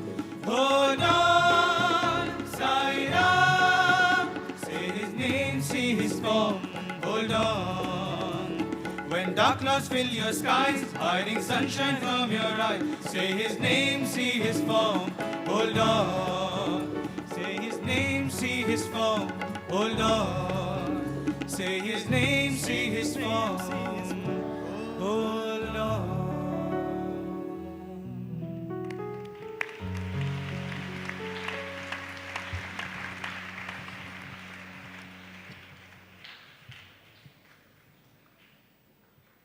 Offering our loving pranams at the lotus feet of our ever-present Swami, revered elders, dear brothers and sisters, Sai Ram to all of you. At this moment, I recall the first few lines of this beautiful bhajan. Sai darbar mein aao gaao, Sai darbar mein आओ गाओ, कीर्तन करूं मैं साई के, संकीर्तन करूं मैं साई के. Indeed, this most magnificent Sai Darbar has seen the legendary luminaries from the world of music come here and perform in front of Bhagawan. Be it the Pandits, the Ustads, even the inevitable Srimati Subbalakshmi Garu has performed in front of this Lord. And why not? When the Chancellor of the universe comes down, he gets the very best to perform in front of him. But when the Chancellor of the universe also becomes the Chancellor of a university, some rules have to change. And this Sai Darbar has also seen a few of the students of his university sing every day to him. Probably the only place in this entire world wherein the sanctum sanctorum or the garbhagriha of a temple do students of a university sing to the Lord. That is our unique good fortune. Of course, this Sai Darbar has always not been so packed. There was a time in the early 60s, this is an incident that Shri Krishnadas Iradi Garu, one of the senior most bhajan singers, was telling us. It was one of the occasions of Shivratri, the auspicious night of Shiva, when night-long bhajans were supposed to happen. And do you know how many singers were there? He was telling us that for the entire night-long bhajans, there were only 4 singers. Shri Raja Reddy Garu, Shri Krishnadas Iradi Garu, Shri Mohan Rao Garu, and Srimati Vijayamma Garu. And they were taking turns singing half an hour, all through the night. You can imagine what would have happened to them all through the night. At about 5 o'clock in the morning, they were absolutely fatigued. Just 4 of them singing all night long. And they were wondering, what is this happening? And Shri Krishnadas Garu tells us that he was just thinking, what is going to happen in the years to come? What if something happens to one of us how are Shivratri bhajans going to continue at this rate with just 4 singers singing? It was about 5:30 in the morning. The interview room door opened. Swami walks into the bhajan hall, stands opposite to Krishnadas Garu and tells him, "You are wondering what is going to happen at this rate." This was the early 60s, mind you. He said, "A time will come when my students will line up to sing in front of me. So many will be the singers that all of them will not get a chance to sing in front of me. My students will come to sing in front of me." And Shri Krishnadas Garu tells us that they all wondered, who are these students? Which ashram knew that there was going to be a university which was going to come, and students from that university were going to sing in front of the Lord? That is his divine plan. That is his love story that he has had with the bhajan group members of the Prashanti Nilayam. Who is this Sai? I now call upon Brother Ravi Teja sir, one of our eldest members of our bhajan group, to narrate a beautiful incident where Swami himself revealed to us who is this Sai and what is this Sai Darbar in which we all are seated right now. Brother Ravi Teja Garu. Thank you, Brother Amey. I offer my most humble salutations at Bhagawan's lotus feet.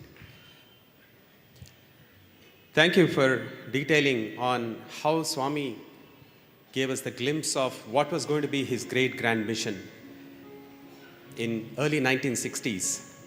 Let me take you to the 1980s, and when I was a student. That's when, believe me, Swami has actually given me this wonderful opportunity of understanding and knowing who he really is directly from him. It was a bright, fine, wonderful morning in Prashanti Nilayam, and Swami majestically came out and gave his darshan, wonderful darshan, and everyone enjoyed it. And as he completed the darshan round, he took a few devotees into the interview room. After completing the interviews, Swami slowly walked out of the interview room and spent some time talking to the VIPs on the portico up there. Then, very slowly, he glided in to the bhajan hall through the front door and stood at the entrance. In those days, I had the great good fortune of sitting in the front line, being a flute boy, as Swami used to call me. And I was right there when Swami walked in. And fortunately for me, Swami stood right in front of me. So I quickly took the opportunity, grabbed the chance to gently press his lotus feet as I was looking up and admiring his wonderful face. Swami too didn't say a word, locked his hands behind him in all his glory, and he was looking at the devotees seated in the bhajan hall, and there was absolute pin-drop silence. As if he was enjoying the silence, he was slowly swinging to that silence. A minute or two passed, and then the clock went off 9 times, indicating that it's 9 o'clock. So Swami quickly looked at the harmonium player and then asked him to start the bhajans. As our usual practice, we all closed our eyes and everyone started singing Om as the pitch was given by the harmonium player. Until then, I was looking up at his wonderful face, and then I bent my head down. I was looking at his lotus feet, and then something happened. Swami quickly bent over, down, and then quickly whispered in my ear, saying, "Nada Brahma Swarupudinaina Nenu, Kalla Mundu Nilabadi Undaga, Kallu Muskuni Kurchunnaru, Pichi Vallu."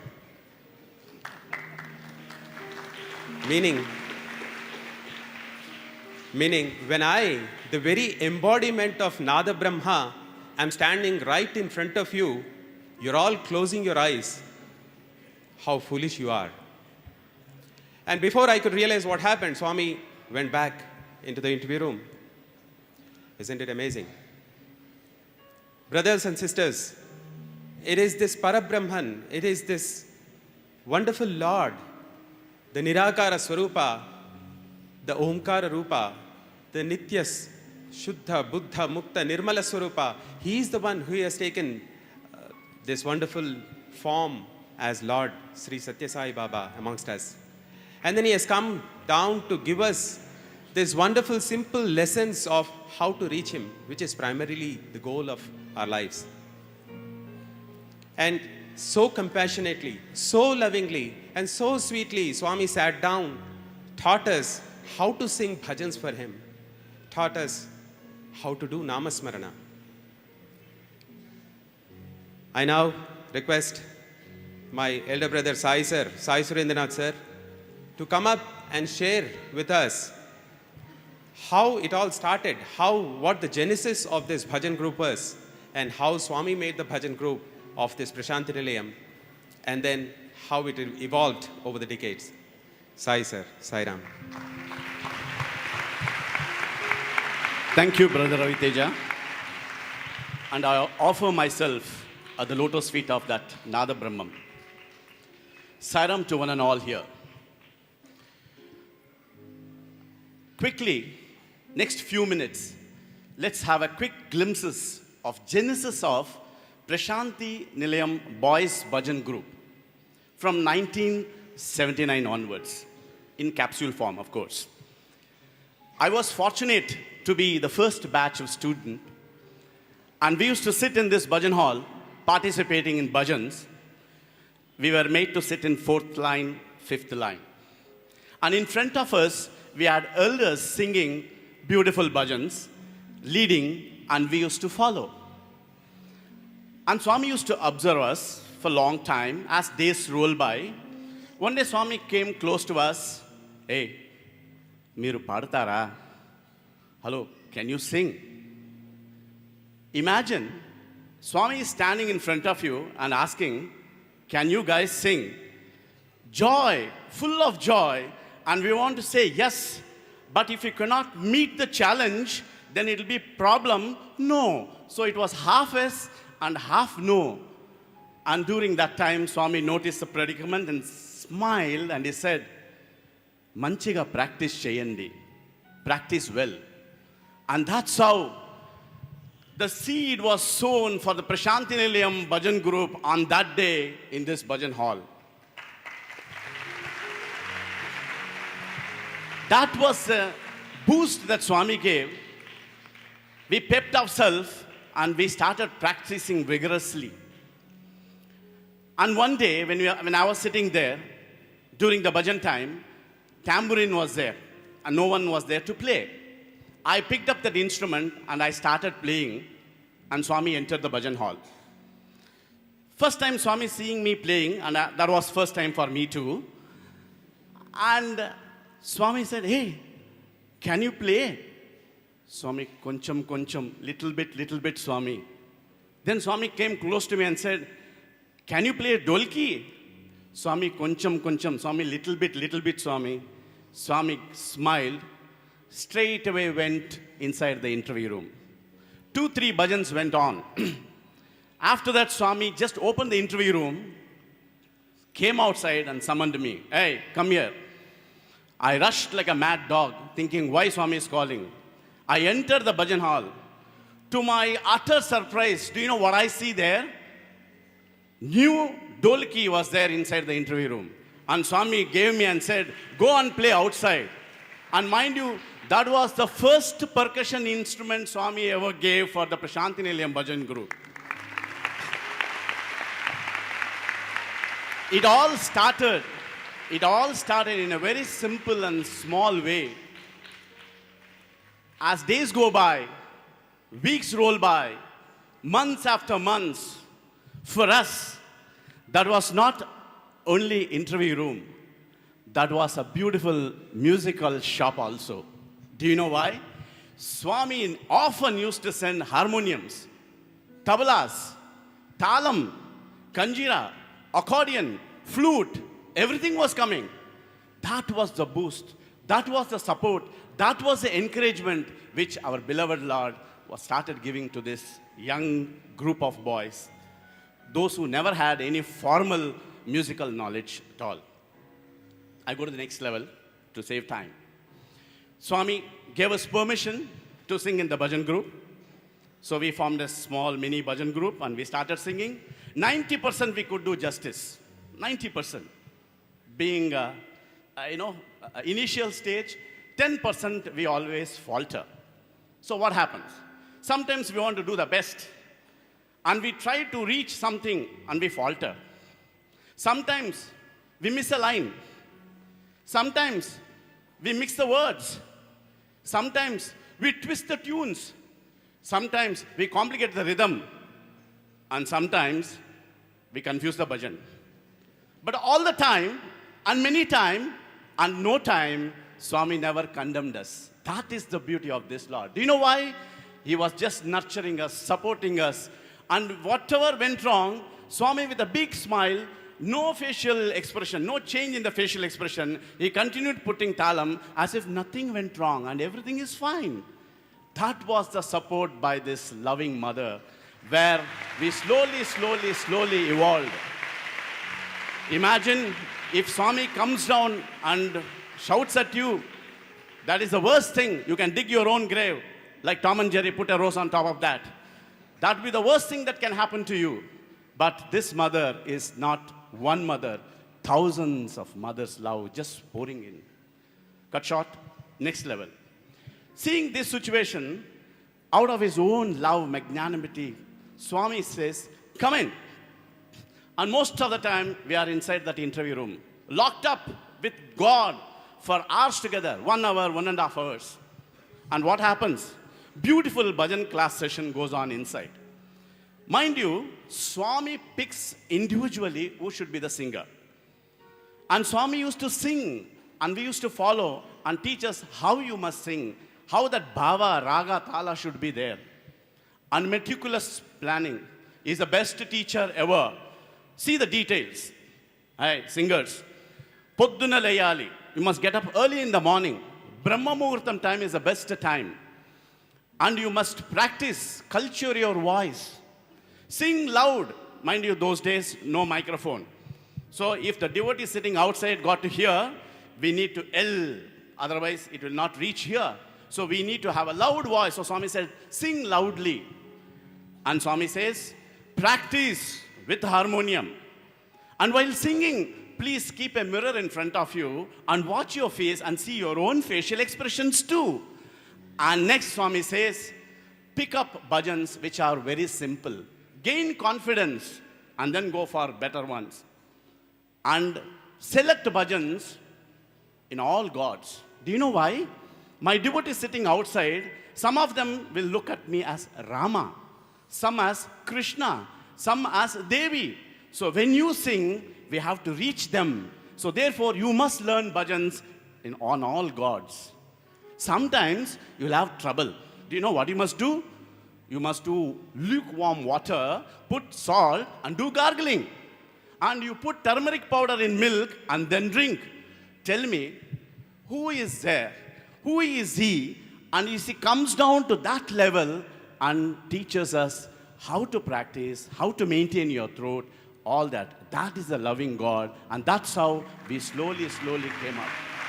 There is no teacher ever who is equivalent to our Swami, loving God. Cut short, next level. One day, we were sitting here in the portico for darshan, and Swami was walking amongst us.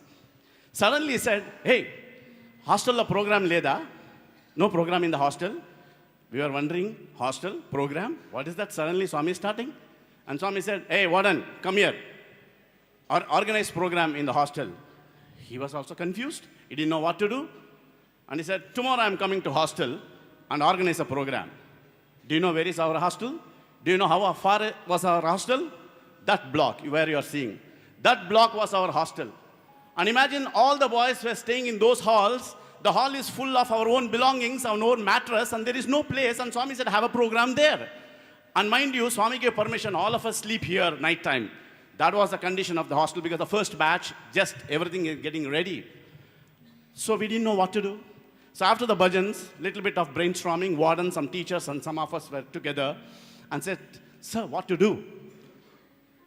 During that time, one student came. Sir, I have a violin with me. I learned violin for 5 years.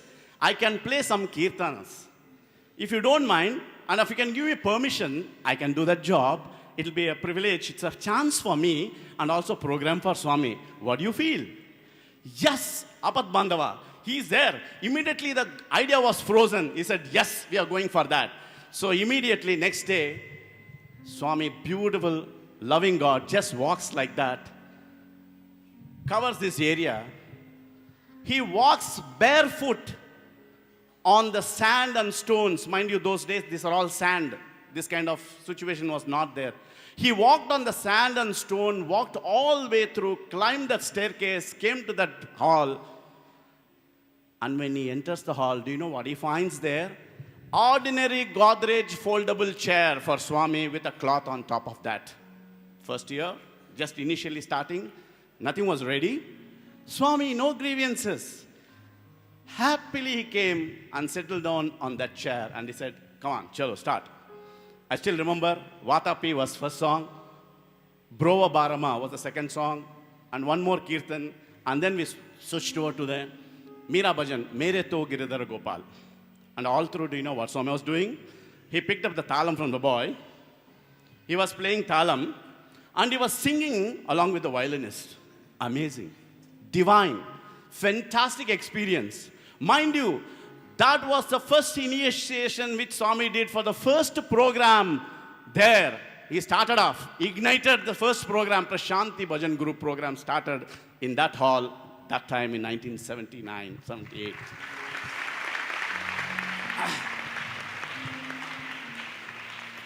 Lack of time, cut short, next level. Every time when we go home, those days, Swami used to bless us immensely. Everybody used to get namaskar personally, and Swami used to give Vibhuti Prasadam. And when he approached one boy, hey, you are from Assam, isn't it? He said, yes, Swami, I am from Assam. You do one thing. On the way, you get down at Calcutta, and there, one person by name Mukherjee is there. You meet him and learn some bhajans from him during that vacation period. He said, yes, Swami, good. He went, everything happened, came back, and he sang songs, and Swami was immensely pleased. Swami was very happy. And quite often, as you said, we were sitting in that interview room, and one day, after the song is over, he asked Swami, this vacation, should I go to the same gentleman to learn? Swami said, what? Again to Calcutta? No. Swami said, now the time has come. You, my students, have to compose bhajan. What? We looked at each other. We composing bhajan? We don't have any formal practice or anything. Swami said, yes, time ochindi. Na pillali inka bhajan rayali. And then Swami brought his diary. He opened his diary and said, do you see all these songs I wrote? And Swami started singing. And Swami said, I'm blessing you. Now you must start composing bhajan. That's all. All the bhajan group boys, we went into composition spree. There, we didn't know what to do. This God name, that God name, put both God's name, something, everything we did. And our bhajan group, bhajan hall was down the computer lab. Right now we have a computer lab. You know, below that I think chemistry. Now that was our prayer hall. That was the place. The best of the bhajans came. The best of the bhajans came.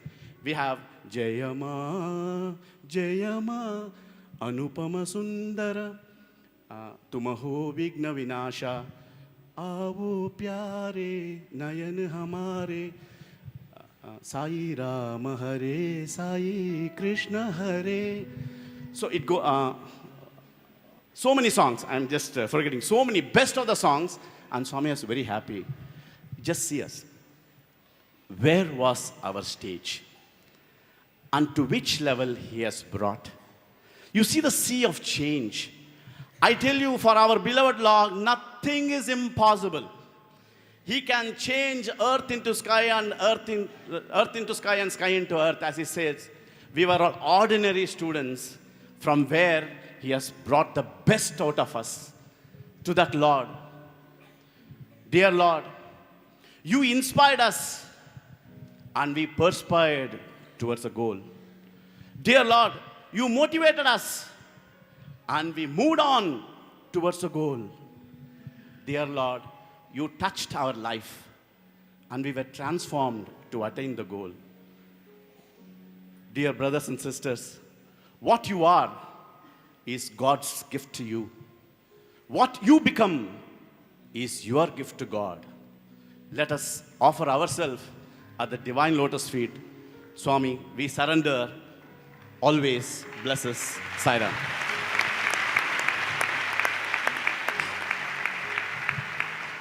Now, there are many facets of this bhajan group.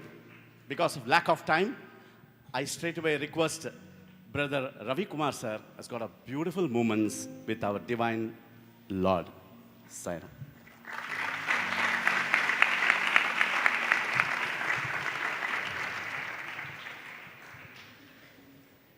Loving pranams at Swami's lotus feet. Sai Ram to everybody. As Sai sir was just saying, innumerable are the lessons that we have learnt at Swami's lotus feet through bhajan singing. One particular facet I will try and tell all of you now.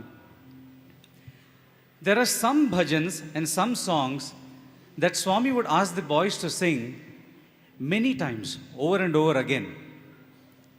He seemingly liked them more than the other bhajans. I'm saying seemingly liked them more than the other bhajans.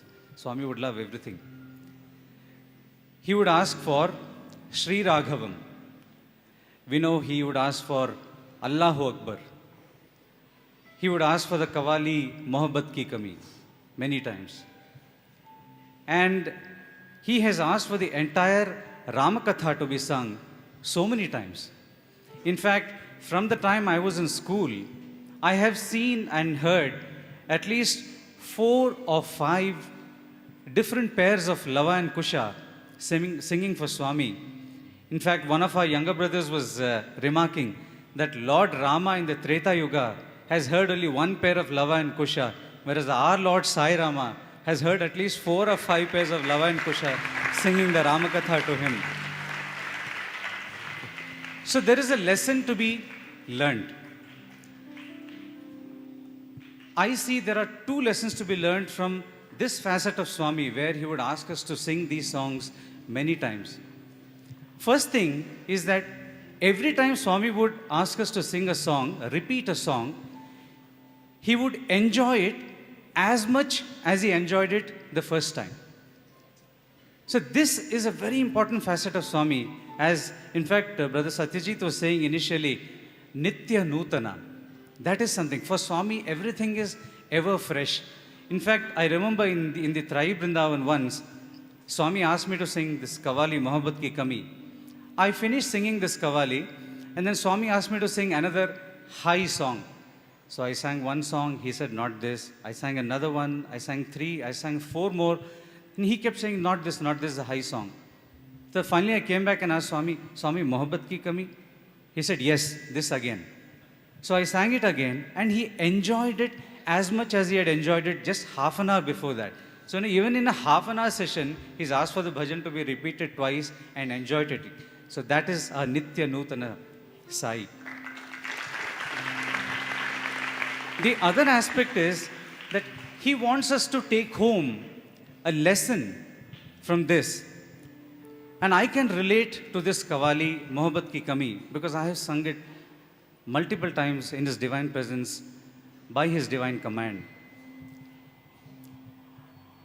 We sing Sai bin raha na jaye, and we all follow this, Sai bin raha na jaye. We cannot live without Sai.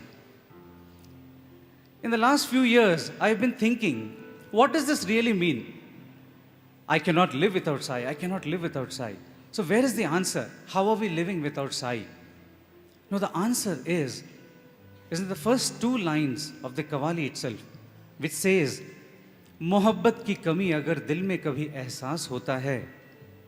If you feel a lack of love in your heart at any time, do what? Zara jhanko to paoge ki Sai paas hota hai. Look within you Look within you and you will find that Sai is always, always close to us. That is a very important lesson that we need to take home. There was, in fact, this related to the same song. Once on the Trai Vrindavan steps, Swami was standing, and I was sitting with the other boys. I was studying in Vrindavan then, my undergraduate course. Swami called me to the steps, and he said, "What is that song I asked you to sing?" I said, "Swami, Mohabbat ki kami." He said, "What?" I said, "Swami, Mohabbat ki kami." Then he said, "Fakir Ranu." He told me in Telugu, "You are a fakir." I did not understand what it meant. He said, "Go and sit." So when I came and sat, I obviously knew there was a lesson from it to be learned. I didn't know what a fakir meant. So I went and read about what a fakir is. I realized a fakir is one who prays to God when he is singing to the Lord. He prays to the God by singing. And he doesn't stop praying or doesn't stop contemplating on the Lord after he finishes singing. He contemplates on the Lord incessantly at all times. So that is what Swami wants us to become. As Brother Ashwath was saying some time back, Swami wants us to live what he makes us go through, either in dramas or through our music programs. So these are two facets that we have learned under Swami's divine guidance in the bhajan group. Of course, as Sai Sir was saying, there are so many things, there are so many lessons that, we could go on for hours talking about all the lessons that we have learned. Brother Ameya had started off saying that in the 1960s, Swami said, "My university students are going to sing to me," when even there was no concept of a university here still. And that was when Swami had started off thinking about the bhajan group. And Sai Sir has told us how the bhajan group has evolved over time. Now I call Brother Siddhartha to tell us, he's one of the younger members of the bhajan group. He will conclude telling us what the bhajan group has become from those days. Sai Ram.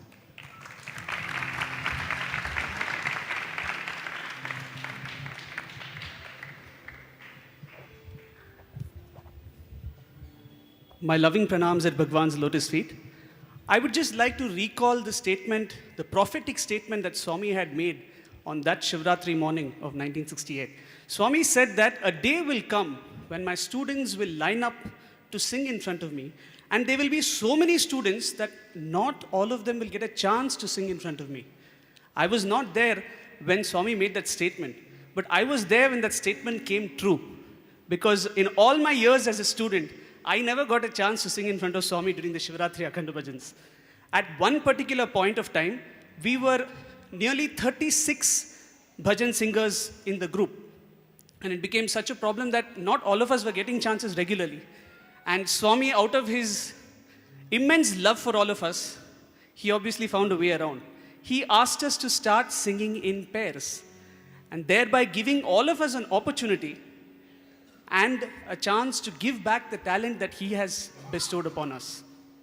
Swami, this bhajan group has been bound to you, by this lovely genre of Sai Bhajans. Not just this bhajan group, all of us all over the world who sing your name, we have been bound to you by this genre.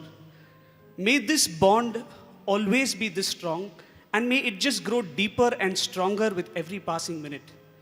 Swami, we heard in the last hour and a half how many lovely moments you have spent with us, how many memories you have given us, Swami. But still, this heart pines for more, Swami. The only way this heart can be quietened is like how Ravi sir said, "Zara jhanko to paoge ki sai paas hota hai." We have to look within. And when we look within, Swami, we do find you. Take this opportunity to thank you, Swami, for this opportunity for all of us to come together and relive those wonderful memories that you have given us, those days which we just wish, Swami, you could give it to us again. Sai Ram.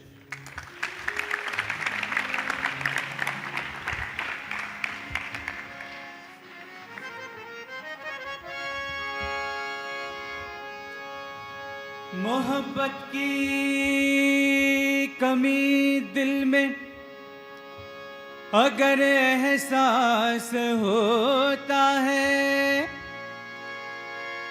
जरा झांको तो पाओगे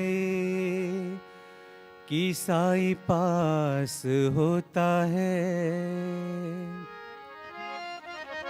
ओ करिश्मा ये उसी का है कि दुनिया खूबसूरत लगती है, वरना आदमी को आदमी क्या रास होता है।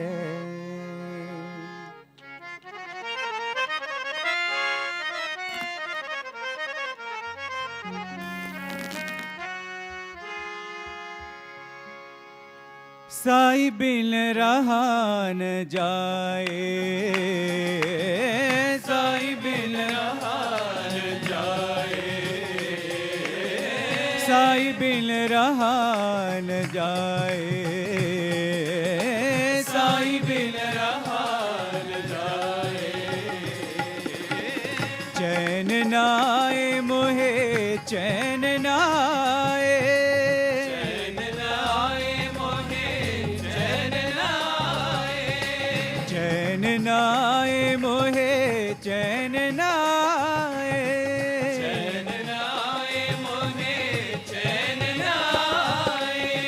साई बिन रहा न जाए, साई बिन रहा न जाए। जब से देखा तुझको साई मेरे, दर्श के प्यासे नैना सांझ सवेरे।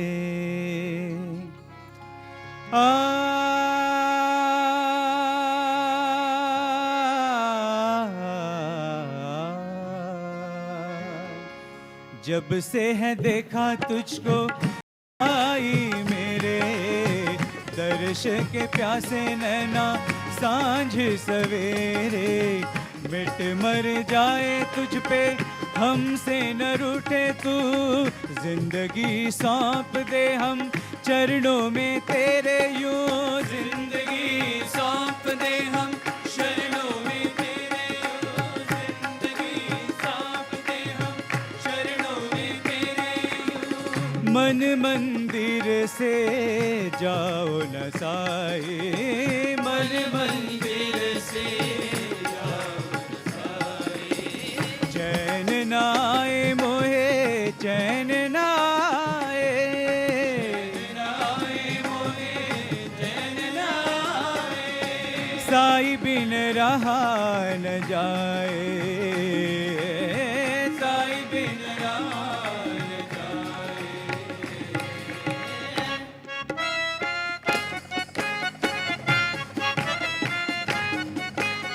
तू मेरा दिल मेरी धड़कन, तू ही है मंजिल मेरी, तू ही है मंजिल मेरी, तू ही है मंजिल मेरी। मेरा जीवन तेरा दर्शन, मेरी सब सांसें भी तेरी, मेरी सब सांसें तेरी, मेरी सब सांसें तेरी। तुझ पे कुर्बा होए जीवन, तुझ पे कुर्बा होए जीवन। अब तमन्ना है ये मेरी, अब तमन्ना है ये मेरी, बस तमन्ना है ये मेरी। तुझ पे कुर्बा हो ये जीवन, अब तमन्ना है ये मेरी, अब तमन्ना है ये मेरी, बस तमन्ना है ये मेरी। साई बिन रहा न जाए, साई बिन रहा न जाए। चैन नाए मोहे चैन नाए, मोहे चैन नाए, साई बिन रहा न जाए, साई बिन रहा न जाए, साई बिन रहा न जाए।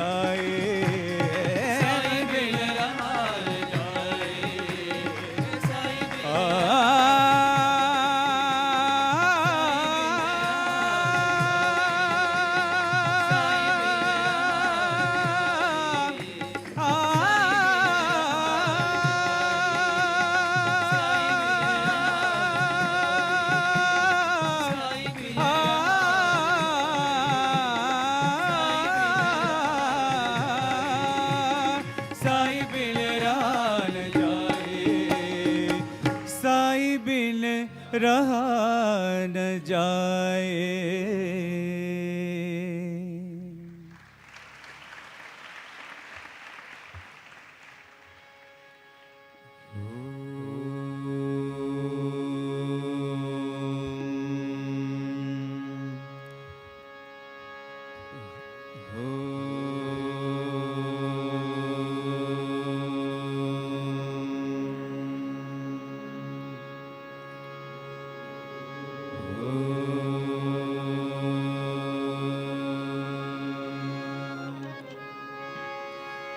विनायका विनायका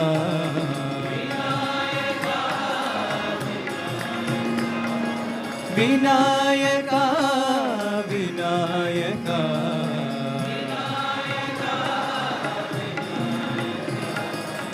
विघ्न विनाशक विनायका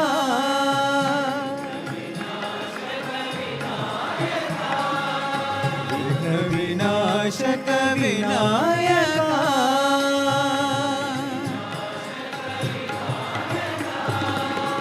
गौरी नंदन हे शिवनंदन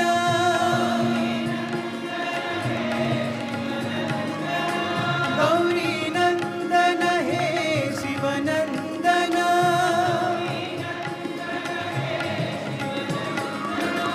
पार्वती नंदन गजानना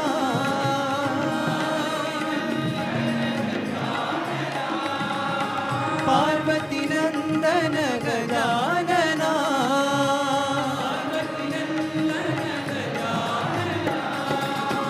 मूषिक वाहन गजानना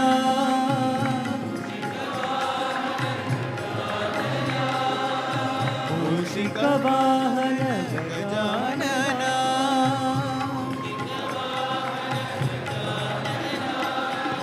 मोदक हस्ता गजानना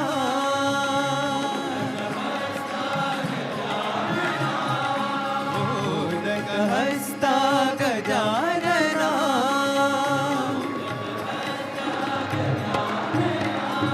विनायका विनायका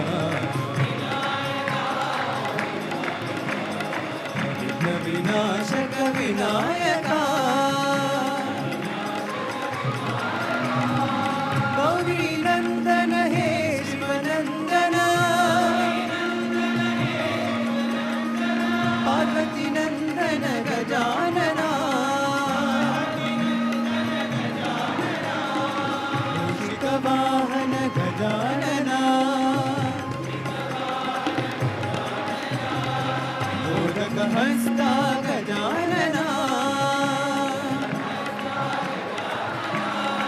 मोदक हस्ता गजानना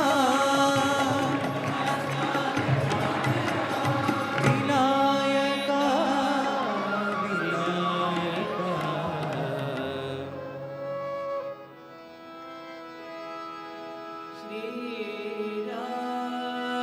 श्रीराघवम्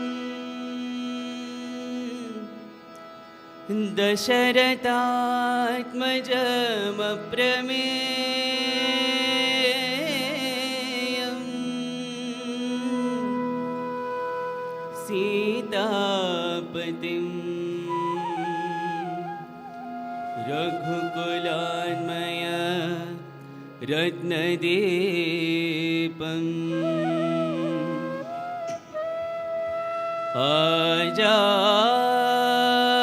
आजानुबाहुं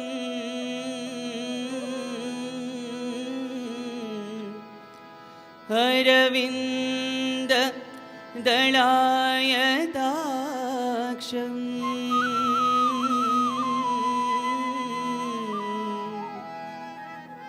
रामं निशाचर विनाशकरम्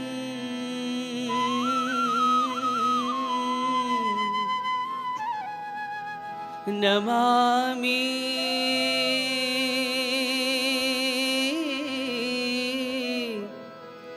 नमामि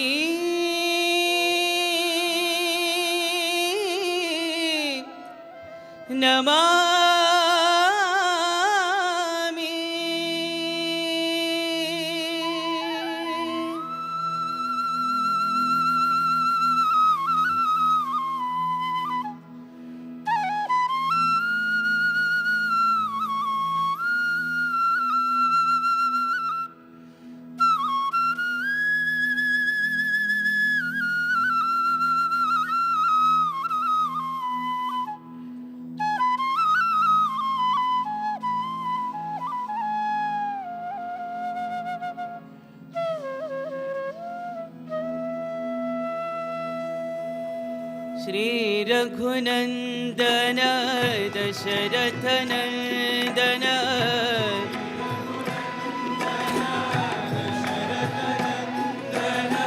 श्री रघुनंदन दशरथ नंदन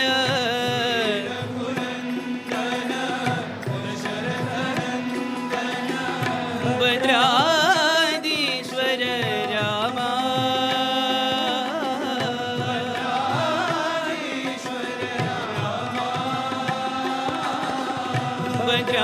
भद्राधीश्वर रामा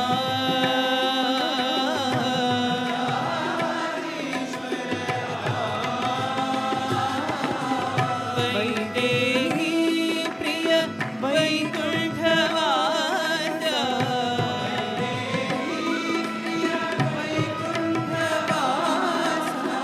वैदेही प्रिय वैकुंठवासा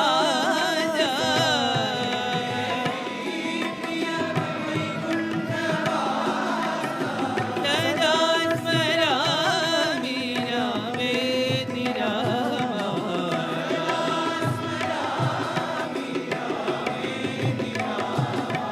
सदा स्मरामि रामेति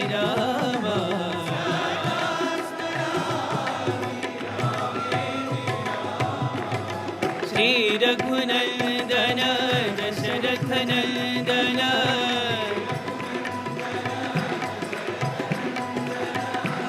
भद्राधीश्वर रामा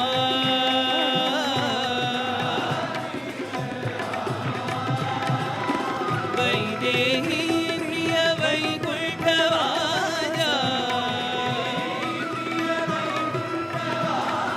सदा स्मरामि रामेति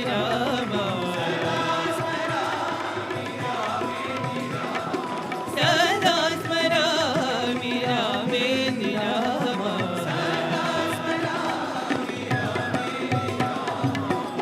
श्री रघुनंदन दशरथ नंदन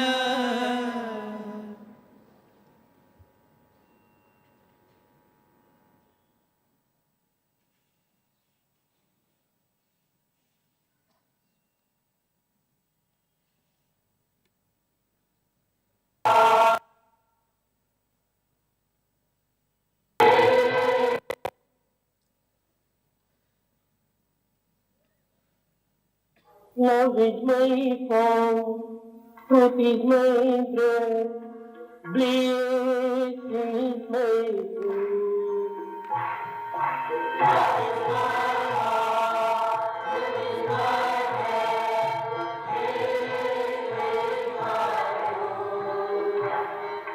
Love is my song, truth is my breath, bliss is my food.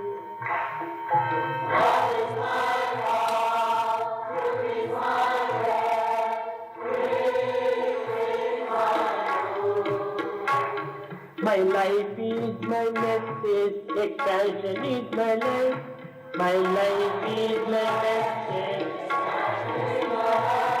My life is my message, expansion is my life. My life is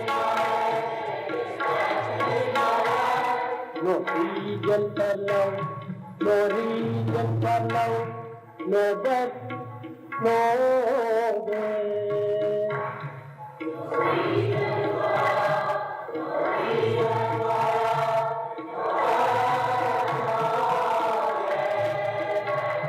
No season for love, no reason for love, no death, no day.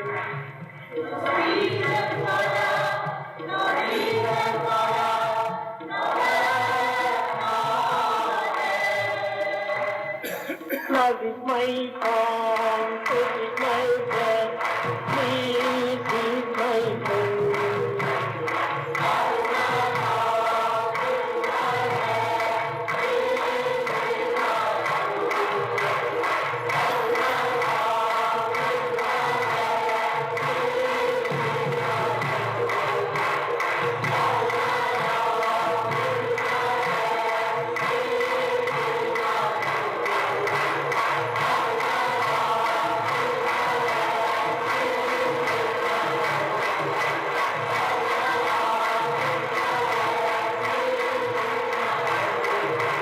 Love is my God, it is my breath, peace is my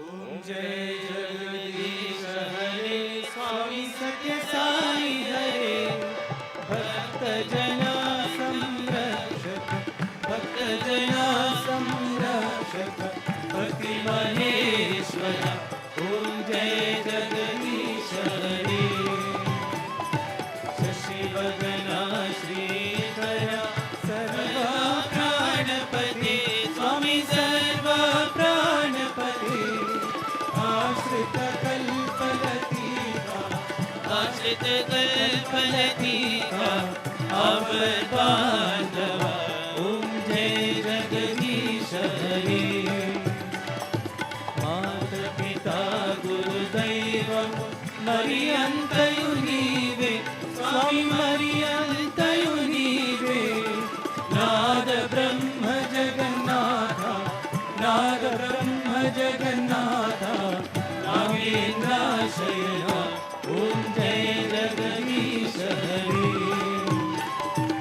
ओंकार रूप ओजस्वी साई महादेवा साई महादेवा मंगल आरती अंदुको मंगल आरती अंदुको मंदर गिरिधारी ओम जय जगदीश हरे नारायण नारायण ओम सत्यनारायण नारायण नारायण ओम नारायण नारायण ओम सत्यनारायण नारायण ओम सत्यनारायण नारायण ओम जय सद्गुरुदेवा नारायण नारायण ओम सत्यनारायण नारायण नारायण ओम नारायण नारायण ओम सत्यनारायण नारायण ओम सत्यनारायण नारायण ओम जय सद्गुरुदेवा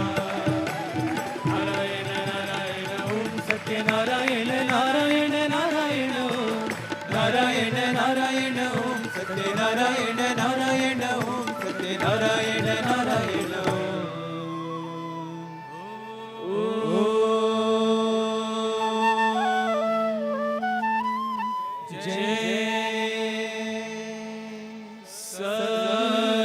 सद्गुरुदेवा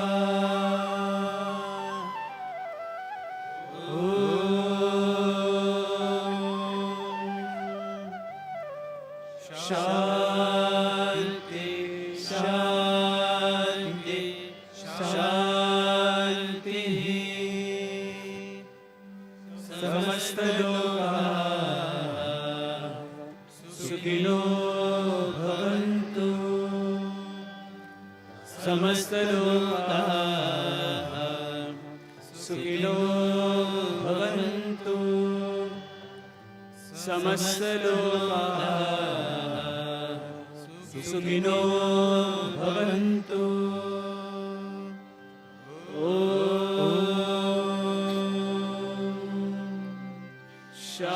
शांति शांति शांति जय बोलो भगवान श्री सत्य साई बाबा जी की जय।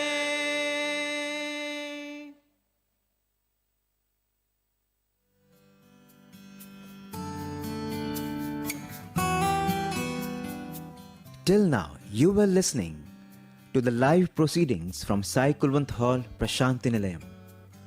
We now take you back to our regular program schedule.